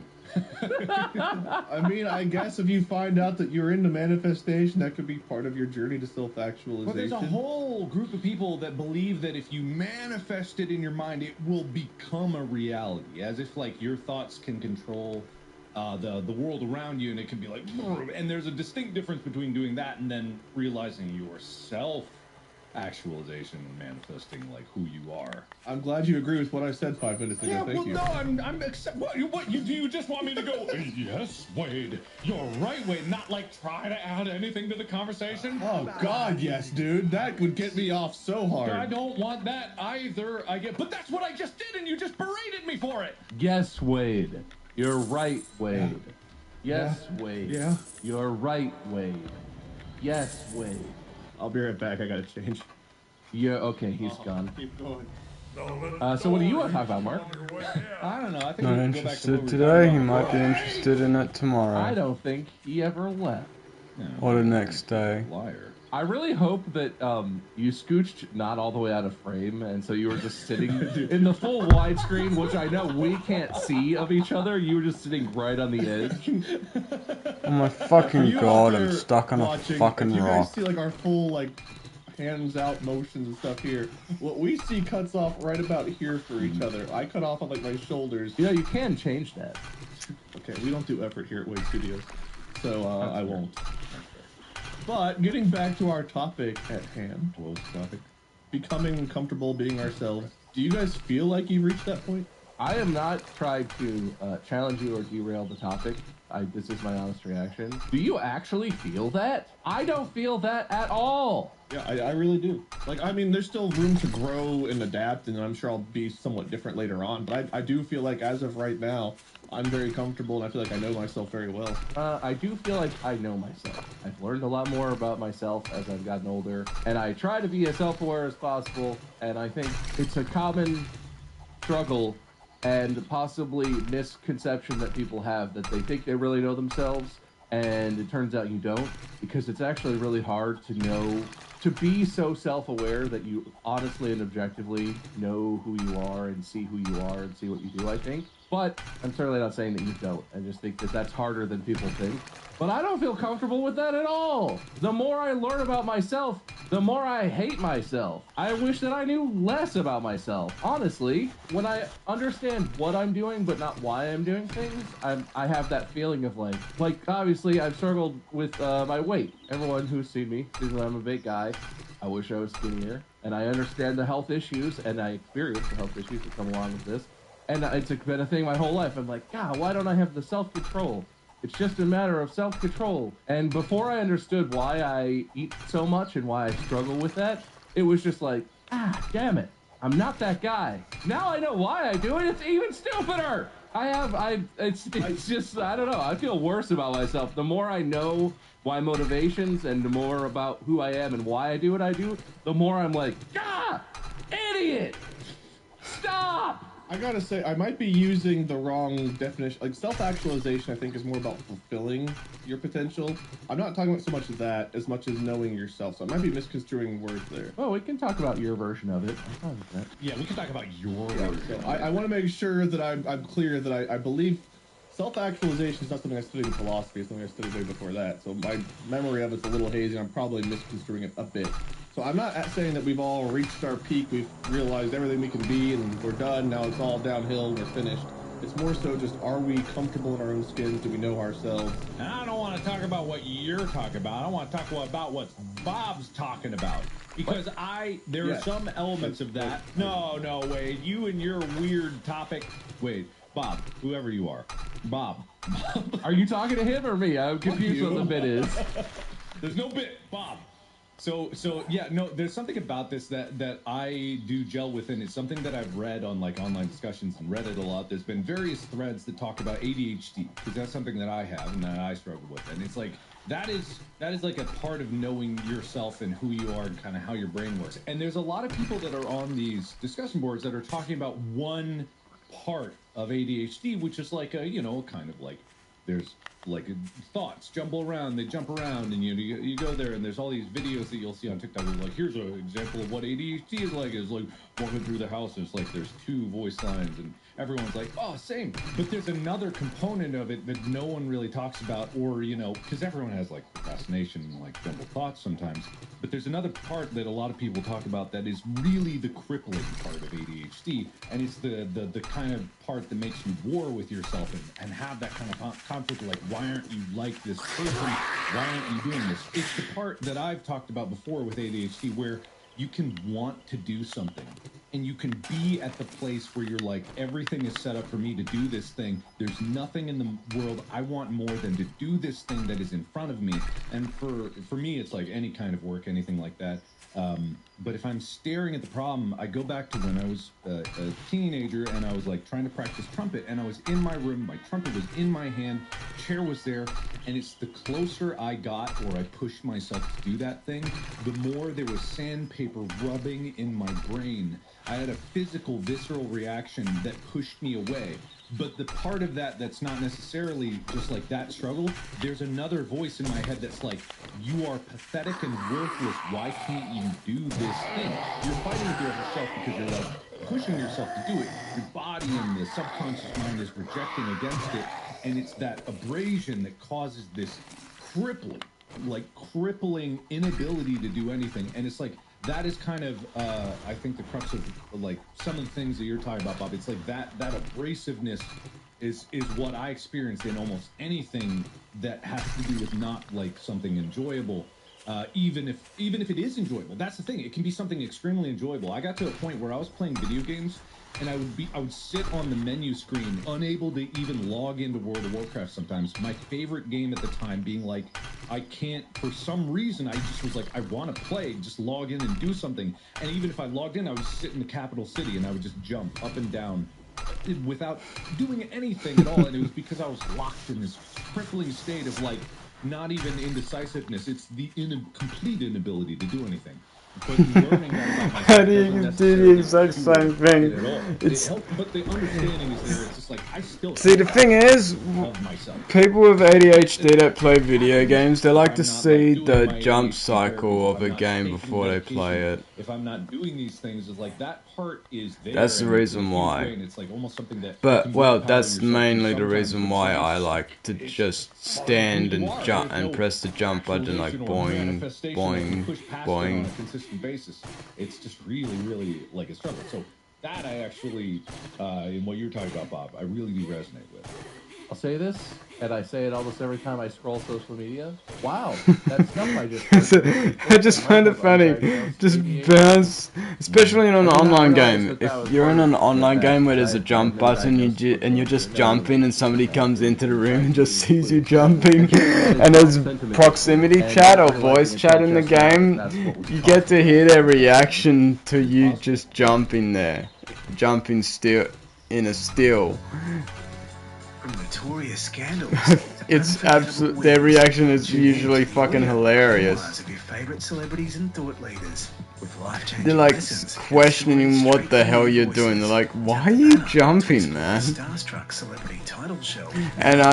And usually I'm like, I don't know. I just feel like pressing the jump button a bunch of times. You got a problem with that, mate? You're like, nah, man. I was just curious. I had ADHD, but I definitely feel like my brain has changed in the last 10 years to the point where like I've gotten so used to multitasking. Even whenever I don't need to multitask, I find a way to do multiple things, and then I feel like I'm not really focused on any of the things I'm doing all that well. And there are times where I like need to focus on something. I have to fight myself to not do something else. It's like, no, I need to focus on this. I can't be like, even doing the podcast, there are times where it's like I start to like open a tab to go to Twitter and you guys are like talking, I'm trying to listen, and it's just like, why am I doing that? Or like I'll start to like think about something, it's like, no, zone back in. And I have moments like that. I don't think I would have been like that 10 years ago. I think it's something about doing so much multitasking that my brain just feels like it has to. It comes with age. Mark, you're talking about like the older you get, the shorter your attention span is. Whenever I split with my ex and I had to move back home into my mom's basement, and I didn't want to go to law school. I'd taken my LSAT. I didn't want to go to law school. And just like everything that I had told myself since like junior high that I wanted to be, it's like I want to be an attorney. I want to be married. I want to have this many kids. I want to live in a house that's like this. This is the life I want. It was more so like that's the life I thought I was supposed to have. And my brain, after the breakup, like, could not accept the fact that that's not what I wanted. And it's like I just kept fighting myself and getting mad at myself and feeling really disappointed in myself. Because it's like I've done all of this work to get to law school. I'm right there. All I have to do is send out applications to law schools. I've taken the LSAT already. I've done all of this. Why am I not sending those out? It's all I've got to do to reach what I want. Ultimately, through like when we started doing Drunk Minecraft and such, and we started like making YouTube videos, things like that. If you have a mindset that's set to that, it's because you don't want anything to change. I enjoyed the performance, attention whore aspects of it. To be blunt, either that, or it's because something recently changed in your life and you don't want stuff to change even more. Whatever, the improvisation. I enjoyed that stuff. That's and why. It took me a very long time to accept that because for so long it's like I kept telling myself this is what I want. When in reality, my body was rejecting it, and I was not taking steps to reach those goals because deep down it isn't what I wanted.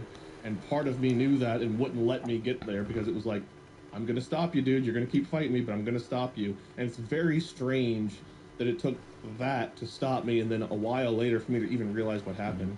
Yeah, I think like, and it's no way am I like trying to diminish. Because like, I think for the longer, for like, issues, and I think that's where a lot of like the confusion. Because like I want to get a job, like but I don't bother putting resumes out because I feel how I feel inside is that I'm not ready for a job yet. I feel like I'm not ready for a job, for a casual or part-time job. Ever in history forever. Yeah, they are. Everyone wakes up occasionally and they're just great, it's the fucking moon, it's the fucking oh god, if I don't do this, everything's gonna fall apart and I'm not doing it.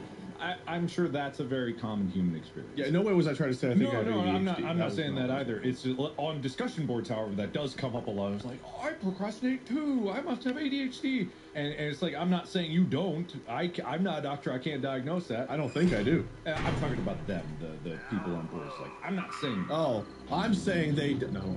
Yeah, the royal them. But yeah, it's like a lot of, but in a way, I've been able to self-actualize despite having ADHD, and it's partly because I've learned a lot about myself and how that works and how that impacts my life. Because honestly, I don't want anything to change at the moment, because I feel that if something changes, then I'll just, I feel like if I do get a casual part-time job, I'll just end up messing it up. It's just interesting. Bob, I'm curious, where do you feel like you're at? Do you feel like you're at the point where you're fighting yourself because maybe you don't enjoy what you're currently doing? Or do you... Because I've made a lot of mistakes in my life. Like, So this a fuckload of mistakes. Verbalize, I guess, but the way that I feel about it is that I don't feel like I'm dramatically underperforming my potentiality or whatever. I don't think I'm not living up to my potential, and I don't feel like on a daily basis. I don't feel like I don't feel lost in life. Actually, I feel like I'm on a pretty good path. So far, the baby has not been what I expected. In a lot of ways, and it's revealed some stuff about myself that I don't particularly like. But the older I've gotten and the more self-aware I try and be, the more I see I see through my own bullshit, I guess. Because there's a lot of stuff every day where, eating and my weight is an issue for me, but also motivation in general. I'm a very last-minute person, and it's always worked for me because, lucky for me, I'm pretty smart. So, like, in school and stuff, I would put homework off until the very last, like the morning before school. It's like, I'll wake up at 5 o'clock, and I'll have an hour and a half to do my work before I go to, and it worked. I passed. I never, dropped out of school or anything. I passed. I got all the degrees I set out to get. I didn't get A's in every class, but it was always... my whole life, it was always I just can't, I had excuses, right? You have rationalizations to yourself. I got A's in, most classes, every class I did in primary school, I'd get an A. But up until high school, I got, B's and C's. Busy, and I got distracted. But I did it. That's fine. now the more self-reflective I've been, the more I'm like, well, that's just bullshit. That's just 'Cause me my brain, explaining I don't away know, to my just own went self, stupid. lying to myself that like, no, I My wasn't brain busy. became more I chose to choose became that. more It's not that I was idiot-like so than tired that I smart couldn't do like. work, so instead I played video games for 6 hours and didn't get a good night's sleep. I chose to do that. And that's okay. Like, that's not a good, responsible decision to make. But I was, you know, once you're on your own, you're kind of an adult, even if you're a kid in college, and as you leave your parents' house or whatever, like whatever your situation is. Once you're on your own, you make your own choices and you live with the consequences. And if you're cool with living with the consequences of gaming all night, being super tired, not taking good care of yourself, that's on you. You can do that. But I don't want to be that way anymore. And now that we have a baby, especially, it's like I can't just live with whatever consequence, because the baby lives on his schedule. He sleeps when he wants, he eats when he needs to eat. He does not care what I have to do. And if I was a responsible adult, I would be getting stuff done ahead of time. I'd be staying on top of things. Because now I can't, if I'm last minute, it's like, oh shit, I gotta do this thing. But also the baby needs my attention, because, he's the baby. He needs my attention right now. Now I'm fucked. Now I'm not in a situation where I can just be like, oh, I'll just live with these consequences. They're only on me. The more that situation arises in my life, the more I'm like, man, am I just lying to myself? I'm just rationalizing away like, oh, I put this off for a month. I should have done this a month ago. I should have done this at any point between then and now. And I didn't. And the whole time I was like, I'm too busy. Not today. I'll do it tomorrow. Tomorrow's a better day for that task. The more that sort of stuff I see in myself, the more I'm like, oh, I hate that. I hate that that's part of who I am. I hate that I believe it, because I still do that. To this very day, I still am like, last night I should have cleaned, and I kept putting it off. I ended up doing the dishes at like 11:30 p.m. last night because I wanted to watch a hockey game. And like the Sharks game came on, and I was like, oh, I just gave the baby to Mandy. I'm free now for a minute. I should do the dishes. But the Sharks game is on, and I've been looking forward to this game. And the last time they played this team, they won. I was at the game the last time they played this team, and it was a great game. I gotta watch the game. No, I should have done the dishes, obviously, because then I just stay up later and do that shit. And it's like, and then that's a specific type of thing that I do, but that's not the only behavior that I see in myself, where being more self-aware and honest with myself, I hate it. I hate that I'm so willing to lie to myself, and then that I'm so willing to just be like, yeah, I am busy. I'm not gonna do that thing. I gotta watch a hockey so game. treasure This is circle. So the circle for the treasure, for the buried treasure is a perk. Oh, I didn't know that. The ring, it's a perk. I didn't know that. I thought it would just show up, but no, it doesn't. So I have to get the perk for it to go down more. Okay, cool. So I'll get 10 points and then bop it a You boopity. have to live with the consequences if you don't do it.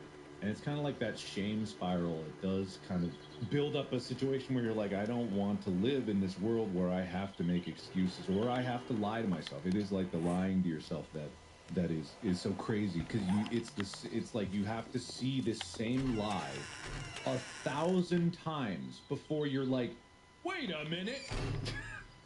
I know that's a lie. It's like you believe it every other time. 999 times you're like, of course that's true. It can wait. I work better at 4 a.m. in the morning. That's how I did my YouTube videos. It's like I would wake up at 4 a.m., record 2 videos. I would record one, edit it for 8 a.m. or 9 a.m., and then I would record and edit another for noon. And that's how I live my life. Jeez. And it was like, it's just like, that's just what I did, instead of just being, and then I would get done with that and be like, okay, if I just record one more for tomorrow, I don't have to get up at 4 a.m. And I would tell myself, but then I was like, oh man, but I just worked so hard this morning. I had to get up at 4. I'm exhausted. Yeah, I know, right? And that's how it would go forever. That'll work until it doesn't, and when it doesn't is when it really can't. I have to say also, so far my least favorite version of that experience with myself is when I lie to myself and my brain is like, that's bullshit. You should just do it. And then some other part of my brain is like, it's not bullshit this time.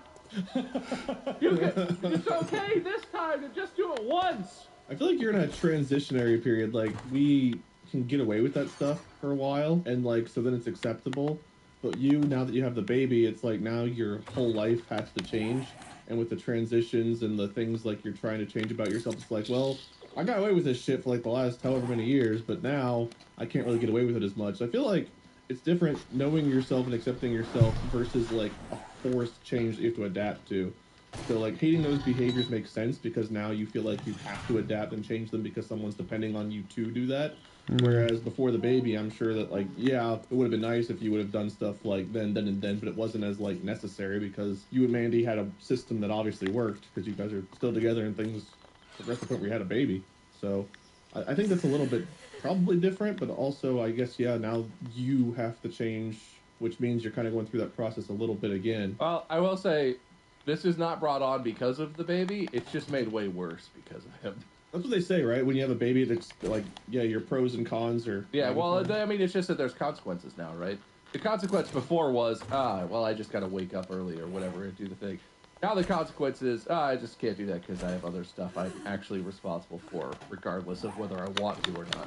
But I have hated this about myself for probably solid 4 or 5 years. I've been in this period where I feel like I'm constantly learning that I'm still lying to myself and constantly upset about it. I think knowing yourself and accepting yourself doesn't mean you have to like everything about yourself. Like, even though I've said I've reached that point where I know and accept who I am, there are still things I hate. Like, I hate my procrastination. I hate my lack of motivation. And even though we all battle with that, I feel like I don't overcome it. That's where, like, I settle.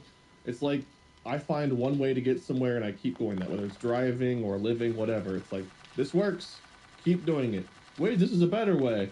But I've been doing it this way. I'm just going to keep on with my path. Like with technology and stuff, you guys are like, wait, I can't believe you do this. And it's like, well, it works. Why change now? I found a way. I'm comfortable. And I do hate that about myself, but I accept it's who I am, and I haven't changed it yet. I've not been forced to change it yet. So I could keep just being like, oh, I suck. I hate it.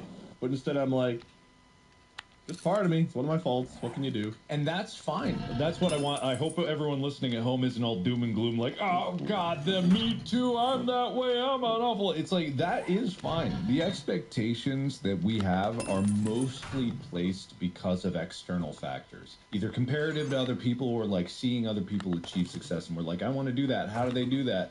And I hope that there is some commonality to it of being like, yeah, it's a bitch for everybody. It's tough, no matter who you are. It's gonna be tough. I found comfort in that when I started to realize that like everyone out there, it was really tough for everybody. It kind of evened the playing field. There's no magic trick. There's no even when I talk about like ADHD medication that I take, the one that I take, I like it because it kind of I feel like it levels the playing field. Where I'm not Superman. You won't be Superman because you take a medication. Nothing external is going to make you just like the perfect person that you want to do. At least not now. Maybe in the future, 100 years from now, there's something, and that'll be there. But that's why I like taking a Star Acid, just because it lasts a long time. It's even instead of other medications that are like big swings here and there. It's something I can like hold on to. All I want is like a firm basis that I can build off of. And it's like, if I can build off of that basis, then I can improve what I'm really capable of, and I can address things. And the things that I can't, then I don't artificially know like it's inflated one way or another. And it's like, okay, I can accept a level playing field, and I can use that to my advantage, and I can work with it. But at the same time, that's just because I have different goals. It's not like my goals are better goals or worse goals. It's I have different goals for myself, and achieving those goals is like important to me, and that's why I like play so much on it. But out there, there's no meaning to life. There's that we can define for everybody. You know, it's each to their own and their own pursuit of happiness. And wait, if you're happy with what you have and the way you do things, that's fine. And it's like no amount of like us making fun of it will change the fact that you're happy with doing that, and you don't have the stress of trying to like keep up all these different things. I think I reached a point a long time ago, even when I was young, dealing with loss and stuff, that I realized I was pretty strong. I was able to deal with that stuff, like losing my dad, losing my grandparents,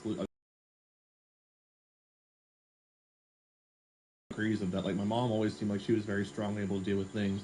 But some family members seemed like, you know, a loss changed them dramatically. They never quite were the same. And I tried to allow people to lean on me during those times. Like when my dad died, my grandparents were still alive and they'd lost their son. I put it on myself to try to do better in school because I knew they were happy whenever they saw my report card was good. So it's like, okay, if I do better in school, if I do this, if I behave myself, if I don't go and do drugs with my friends or, do this, do that, as long as I can stay clean and perform well, maybe that'll make them happy enough and distract them from the loss they've had, and I can not replace my dad, but be something they can be happy and proud of. Like, I put that on myself, and I think it caused a mental toughness that when you guys tease me, people are like, you guys bully Wade, here's 50 minutes of Mark and Bob bullying Wade and Uno, and it's like, I don't care. Like, if you guys go over the line, I'll say something. Like, I don't give a shit. If it's funny, then whatever. I'm willing to be that guy. I'll be the alpha, I'll be the beta, I'll be the punching bag, I'll be the puncher. I'm happy, comfortable fulfilling whatever role, and I kind of always have been. I feel like that's never bothered me. And when it comes to, like, accepting my fault, it's not because I'm like, well, I'm just a lazy shit and I'm always gonna be, and that's perfectly fine. It's more like, I just accept that I am. And years ago, it's like seeing all of your success, your growth back in like the Slender days and stuff when you like peaked back 2013 to 2015. I was trying. Wait, hold on. Whoa. Hey, whoa. When you started like really growing, I mean, like whenever your curve. Before you got washed up, Mark. Before you really fell off. Whenever your curve went from this growth to like this growth, not when you peaked, but like when you really started like majorly growing fast. Is what I'm saying. I thought that back when your content was good. I thought Five Nights at Freddy's was Slender. Oh God, no! You might be the king of FNAF, but that's just being the king of shit. Yeah, you peaked at Slender. That was the time. Oh, okay. But back then, I tried the jump on new games, like try to get early access, post them immediately, record it, like the YouTube game of like get on it early, get on the algorithm, the thing everyone used to do way back when. And I was so like it worked. I was growing. I was in like whatever, making more money, and I had never been more miserable. So I got away from like Social Blade, whatever the other ones were. I got away from looking at analytics. I got away from looking at YouTube analytics. I stunted my own growth to some extent because I quit playing the YouTube game. I quit playing like the post on every social media thing, like starting on Vine. I didn't do all of that stuff, and it obviously hurt my career to some extent. But I became a lot more comfortable because I realized it fit me. I didn't need to push myself. I didn't have the drive to push myself, and I didn't even really need or want the things that you would get by doing that. I was like, I don't really want the fame Mark has. I like attention, but like there's a limit. I don't want to go any further with it. And your drive to create, I just don't really have. And I was trying to walk in your shoes and follow what you had done to some extent, and like Sean and everyone else that was making content, and it's like I had to find my own way of doing it. I'm glad that Jedi Survivor is gonna be a PS5 exclusive game. Fucking finally, that we've had a very big and very hyped fucking AAA game that's only one console exclusive. There's only one generation of console exclusive, unlike all the others that are on PS5, they're also on PS4. Like, if you develop a game for PS5, don't develop it for PS4, because PS4 won't be able to handle the fucking... won't be able to handle it. Won't be able to handle being able to play it. Yeah, I am. That bothered me 10 years ago, but so, yeah. It's like... Don't develop PS5 games for both PS5 and PS4 at the same time. If you want to make a PS4 version, after the PS5 version releases, develop it for the old generation of console. Which is like, something I've kind of idly wanted to do. But don't develop them for both the new current gen and old gen of consoles. With making content, and it's old it's gen just of another consoles thing that I've never done before, and I'm like, I can learn a lot from doing that. So I'm doing it. It's like I had that. So it's at the same time. Do it at separate times. Reaching please. YouTube peak, and you kind of get there. You realize there's no big parade or anything. It's not the end, and you kind of have to keep going after that, and it's kind of this sad realization where you're like, oh man, was that actually my goal, or was there something else there? And it's like, that's where self-actualization comes in, of learning about yourself and like what you really want and what you really wanted to do, that can refocus you and kind of put you on a path that you like.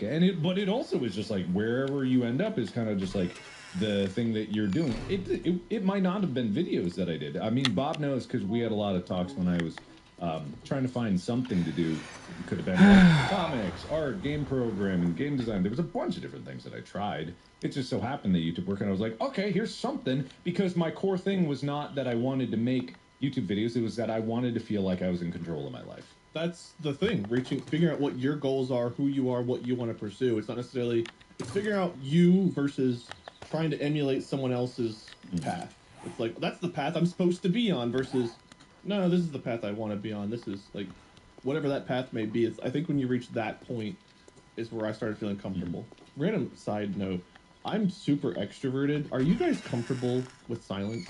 Yes. Yeah. Like when there's a pause. All the time. God, Molly and her friends and a lot of them are. I went to a wedding years ago, and I don't know if I told this story, but we were at a table at the reception, and it was all introverts and me. And all of them were so fine, just sitting there quietly. And me, being an extrovert, I was losing my fucking mind. So I just kept trying to start conversation, and like they all would like look up and like give a short answer, and it was obviously that look of like, yeah, please stop talking. I was fine not talking. But then I was like, oh God, they hate me. I talked. Let me talk more. I got to make it up to them. And like the entire time, it was like me trying to save face and start a conversation for my own needs, but also realizing I totally like ruined everyone else's time. They were like, this guy won't stop. And I was like, they won't start. I can tell you, maybe this is not universal, but as the people who were not you at that table, you are everywhere in terms of an archetypal person. And I think most people who are more like me, and I guess Mark is more on this side, you learn to sort of ignore the person the like stranger who's trying to talk to you. So it is a little bit of an imposition where I wish that wouldn't happen, but it's not like it ruins your day, right? Everyone at that table was in their own thoughts and doing whatever, and every time you talked, they were kind of like, huh, okay, and like went back. So it's not like they were mad at you. I'm gonna guess I would not be mad at that person. Feeling for but me. it's they were also just sort of completely disregarding your existence. That's that's like the coping mechanism for that. Yeah. 6 hours with introverts was honestly like, that's hell for me. That would be my hell. Just a bunch of people that won't give me my attention. Oh God. I go down there, it's like, hey everyone, it's me. Talk, joke, someone laugh at me. Look at me, please. And just like scurrying away. It's like, no. This is gonna sound like bullying. And it's not, because it's not directed at you. It's directed at some people that I went to law school with, specifically. A thing that I learned in law school, and I think part of the reason why... And I'm not like an idiot. I don't think I'm as smart as a lot of people in my life have thought that I am, or think that I am. Oh, I didn't see it Time you open your mouth, it's just another opportunity for you to demonstrate to everyone who's listening to you how stupid you are. And it's not directed at you. And I know it feels like it is, but in law school, there were so many people who I think were in it for reasons kind of like you were describing. They wanted to litigate, right? They wanted to be in the courtroom. They wanted to be on the stage presenting their case and arguing and those just were the people where in class they would constantly raise their hand. Side. And those were also the people where they'd constantly raise their hand and the professor had to kind of be like, asshole. Not quite. Who else has an answer? And Fuck, like talking all the time and I time couldn't find the is not fucking always a gun bad thing. It's a very good social it was in thing. the wrong but fucking if you're in a spot. professional setting, especially, or if you're in a setting where it's you're working on something like school where you're trying to solve a problem, question, whatever. The more you talk, the more that you demonstrate whatever gaps in knowledge you might have, whatever misunderstandings you might have. People always thought in law school, people thought that I was like really smart. I wasn't. I was particularly good at a couple subjects in law school that other people did not enjoy very much. Specifically, I loved secure transactions those and tonight securities, is in the hard night. Day 80 will be I just didn't talk night. all the time. And when I chose to talk, it was because I had an answer or something really important to say. And this is, again, not targeted at you, Wade, especially here because we appreciate that you talk a lot because that's the whole point of what we're doing. And sometimes Mark and I are both just kind of like, nothing.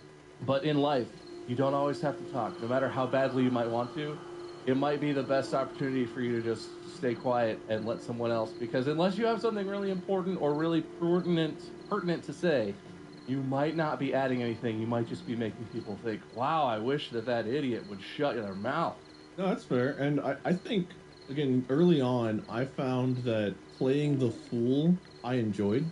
people are sometimes surprised whenever they find out I'm actually relatively intelligent because, like, I come off like a total fucking idiot. But I enjoy that. I have more fun being like the one people like feel better about themselves after dealing with. It's like, well, maybe seeing how stupid I am, they'll feel better about themselves and think they're smarter and better. And it's like, okay, well, that's fine. A lot of my personality, I think, was based off of trying to make people in my life feel better when they were going through rough times. Friends, family, whatever, what have you. A lot of them really struggled with dealing with grief or dealing with stress or anxiety. And it's like, well, if they look at me and think I'm an idiot, then they'll feel a little bit better about themselves. So I'll play that role. I'll play the fool. I'll be the idiot because 1, it's fun. 2, it gives me attention. And 3, it has the effect of, at least I'm not Wade. And it's like, comes off as like a bullying thought, but if it makes them feel a little bit better for a moment, then that's a reprieve. That's fine. I don't give a shit if they think I'm an idiot. I know that I can pull off whatever. I was good at every subject I tried to except for art. Cannot draw to save my life. But everything else, I was B+, A-, A+. Like, I was a great student. I had the highest score ever in a class of statistics in college, which is kind of a random one, but my professor emailed me and like begged me to come back because I was just so naturally good at it. And I didn't try in school. I never had to work that hard. I studied a little bit for vocabulary. I would learn equations if I had to, but I did not try hard in school. I was just naturally pretty damn good at it. I can talk. I've got a good charisma. Like, I've got all these talents that are pretty up there, but like, rather than come off as articulate and intelligent all the time, it's like, boobies. And I enjoy being that guy a lot more. You hear that, everyone at home? Wade's a super genius. His brain is so far above yours. Stop. No. You do way worse than he ever did in school. He had a higher statistics score than any other statistician out there, including Mandy. I'm sure Mandy is ashamed at her performance in statistics compared to yours. Teachers were begging him to take their job as a teacher and a professor in whatever class he was. That's how smart he is. So if you think he's dumb, you're the dumb one. You're the dumb one. The only reason I got that high of a score is I 100% at every test and I did all the extra credit. He never got a wrong answer in his life. In statistics 1 and 2, it's pretty low level stuff. Instead, they wanted to give him a degree, a master's degree, PhD, all of them. He rejected them because he says, I'm just so much better than you that I don't even need your stupid piece of paper to tell me how smart I am. I want it to be a mystery. He's like that guy in that House episode that hid booze in the vents and drank them to get down to the level of stupid that his wife was so that he could enjoy a normal life instead of being a super genius. That's the burden that he has to deal with. What a reference. I love that episode. That was so out there. That's a good episode. That's a funny. I think, was it Macmillan at UC that had like the philosophy department, I think? And they had like a wall of like notable people who were philosophy. And he saw his own picture there. It was from 1921. He was like, wait a minute. That's me. They had Stephen Colbert and a few other people that got like philosophy degrees. And I was like, I could be on that wall. I do, like, I have battled an ego. Like, I internalize it a lot. But there definitely been times in my life where it's like, who are you, inferior being? I'm like, hey, you can't think like that. Well, as long as you don't say it out loud. Like, I do have those monologues sometimes. Where it's like, you see someone that's just so fucking stupid, it's like, dear God, what went wrong in your genetics? I hope you're removed from the gene pool, you stupid fool. It's like, brain? Sorry. It's like, that was kind of funny. Like, you know, I have those monologues with myself. Well, I'm glad that you said that because you just made me feel way better. I was just going to make a note to what I had previously said, that it felt really mean that I made it sound like I think all extroverts sound like morons because they talk all the time. I don't. You don't always sound stupid when you talk. I'm just saying that every time you talk creates an opportunity for you to say something that may or may not be prudent, important, or even correct, and that might affect how people view you. But I don't think you're stupid if you talk a lot. It just felt mean, and I wanted to clarify that. Wade doesn't give a shit. He thinks you're an idiot. You're not as good as Wade is at anything, and he knows it. He knows it, and you should know it. Inferior. How do you spell that? I-N-F-U. I don't think that's right. I don't give a shit. Of course it is. Infoo. Infoo. You're infoo to me. You infoo. You're just infoo. Yeah, I gotta close this out here, so I guess any final thoughts on becoming yourselves or just being comfortable? I don't think we gave much advice here. Oh, it wasn't an advice episode. We can talk about whatever we want, including you're ourselves. right. We're just talking. This is about us. Final thoughts. God, I hope I become a better person. Well, you're probably you at this point. Hope you like you. No. This is going to sound like a super strange way to describe this, but I've always thought of trying to change like behaviors and patterns of behaviors. It's the same thing a lot of people want, instant gratification, but I think especially when it comes down to changing like yourself, if you want to change yourself, and I believe you can to certain degrees. I feel like there's obviously some base things that you can willpower yourself outside of. But I think of like if you've ever seen a video that talks about someone's journey through like rehabilitation from a severe brain injury or something like that, where they suddenly lose all the motor control that they have, and it's an extremely long, arduous, painful journey to even get some semblance back. And again, this sounds like a strange thing, but this is because your brain is a meat machine made of nerves. It behaves in very specific ways, but it is adaptable. If you're trying to change behavior, you cannot expect something to occur overnight, over a week, over a month, even over a year. A year is too small of a time scale to even think about making big changes. I've been doing YouTube, and we all have been doing this kind of thing for over 10 years now. We are better at what we do than you. Well, I mean, at this, maybe some of them out there, maybe, but it's just look. It's a long time scale to do anything, but it's not about getting to the goal. The goal is like obviously you can have a goal, and if it's like in rehab, it's to get your functionality back. But it's the same with like learning a skill in terms of like say skateboarding or any sport. It's like any kind of like technical thing. It takes a very, very, very long time of consistent, like repeatable effort, and it just so happens that my particular career was making a video every day or multiple videos a day, and this podcast is like doing multiple episodes a week. The improv that we did was doing lots of training and then shows and getting better, and we had familiarity. So when it comes down to like self-actualization, learning about yourself is one thing, but you are an evolving creature even throughout your life. The way you approach life, and as you grow up, you'll learn new things, and it'll kind of like influence the way you think and things like that. It's constantly evolving, so you always gotta like check in and then progress. So I think like there is no easy answer in this to being who you want to be. If you look up to any of us and are like, I want to do that, just understand what we are because of the culmination of our journey throughout life and the choices that we've made and the efforts that we've put in. If you want to do it yourself, it does take a lot of effort, but you know, it doesn't mean it can't be done. Well said. You uncomfortable, Wade? A little bit. Like, if you want to say some words, Bob, maybe fill in the final thingy, so I don't have to just ramble.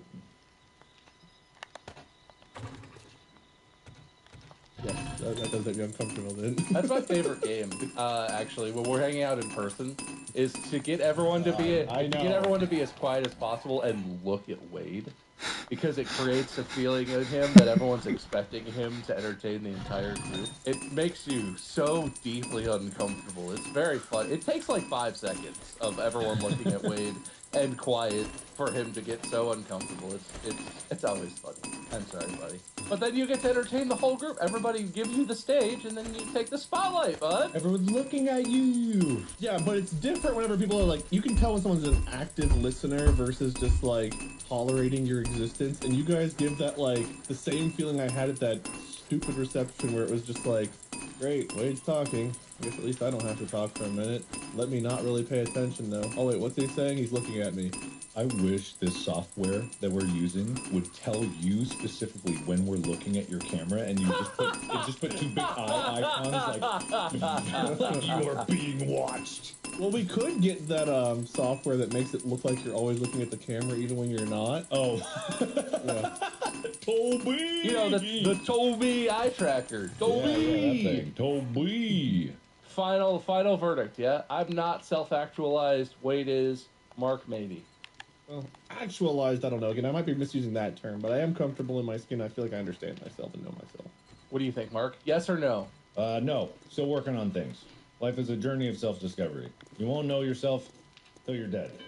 Well, as expected, I know more and I'm better than my co-host, so I guess at least we know that. He is the genius. Some things are consistent. The secret, the one you don't expect, the one you think's an idiot that secretly has the knife in your back. It's been me the whole time. Why would it have been that? Why are you killing people? Just don't worry about it. You'll find out later. Well, thank you, boys. I guess we gotta pick a winner. Eeny, meeny, miny, no.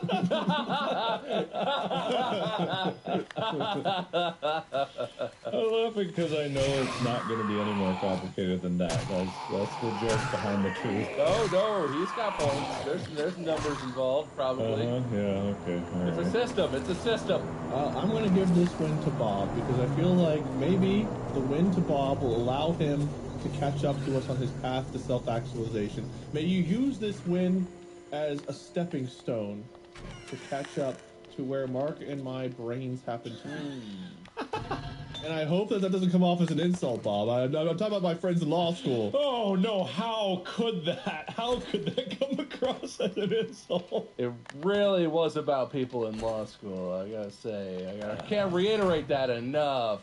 In all honesty, I jumped in front. I took the bazooka to the chest because it It's was okay, ridiculous. they're idiots. I'm allowed to make fun of them. I can't believe they got law degrees. Unbelievable. My institution should be ashamed of itself.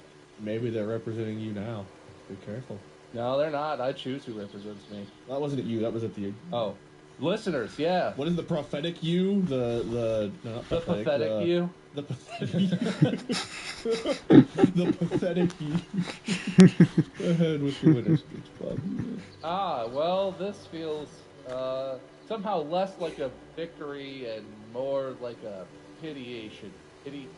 It is. Pity. Yeah, Mark totally deserved the Yeah, win. well, it did feel like Mark deserved the win, but, numbers are numbers. I'm going to take the stat padding easy dub. And, yeah, who cares if I don't like who I am? I won. So take that, idiots. See, I helped. I feel like I helped. Even though Mark was the clear winner, like 80-20, I still feel like I helped you. If I was a clear winner, you could just make me the winner. I sure could. Thanks for pointing that out, buddy. He could even do it right now if he so chose, but he's not going to take it away Oh, from God, me. I could strip it away and give it to the deserving winner. In fact, the entire subreddit would probably be happy if I did. However, fuck you all. Mark, leave your speech. Thanks a lot of money. But little do they know, I just learned about manifestation.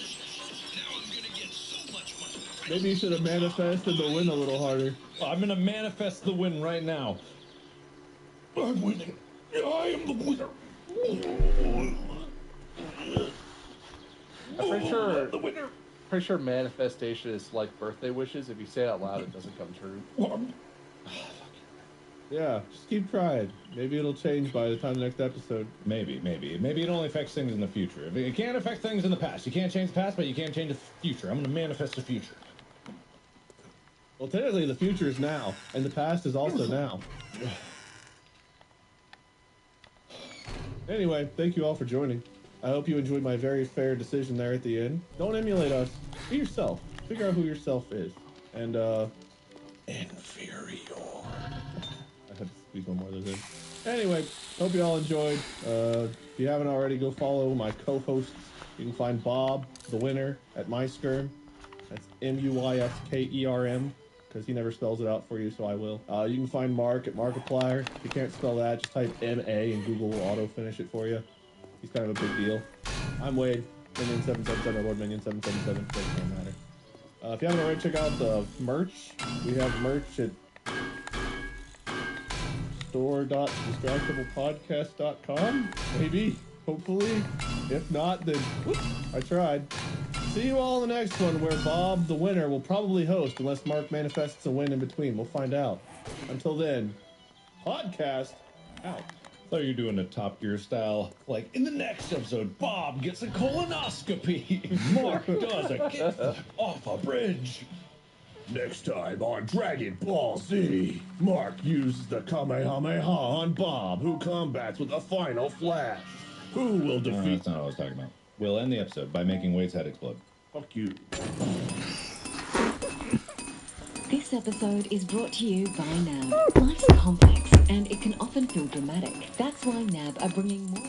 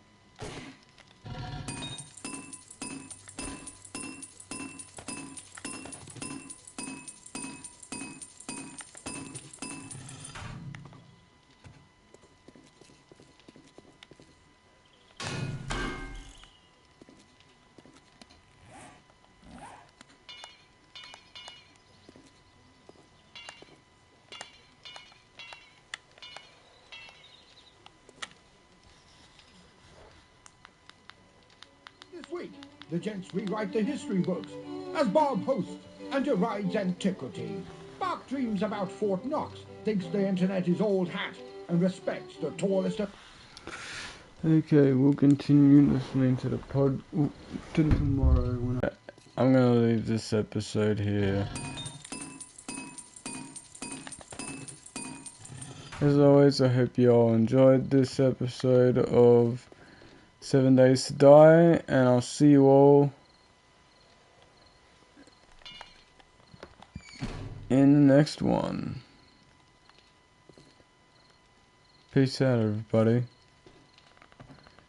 Oh yeah, and also, as always, subscribe for more if you're new, and if you find yourself coming back on the regular and you haven't subscribed, might as well hit subscribe. It only takes a second to subscribe, and it really helps me out. I really appreciate it, and share my channel and videos and streams with your friends, and let's get this sub goal to 22. As always, I hope you enjoyed, and if you made it to the end, good on you. You deserve yourself a cookie or a snack or whatever. So yeah, peace. 'Cause I'ma go to bed.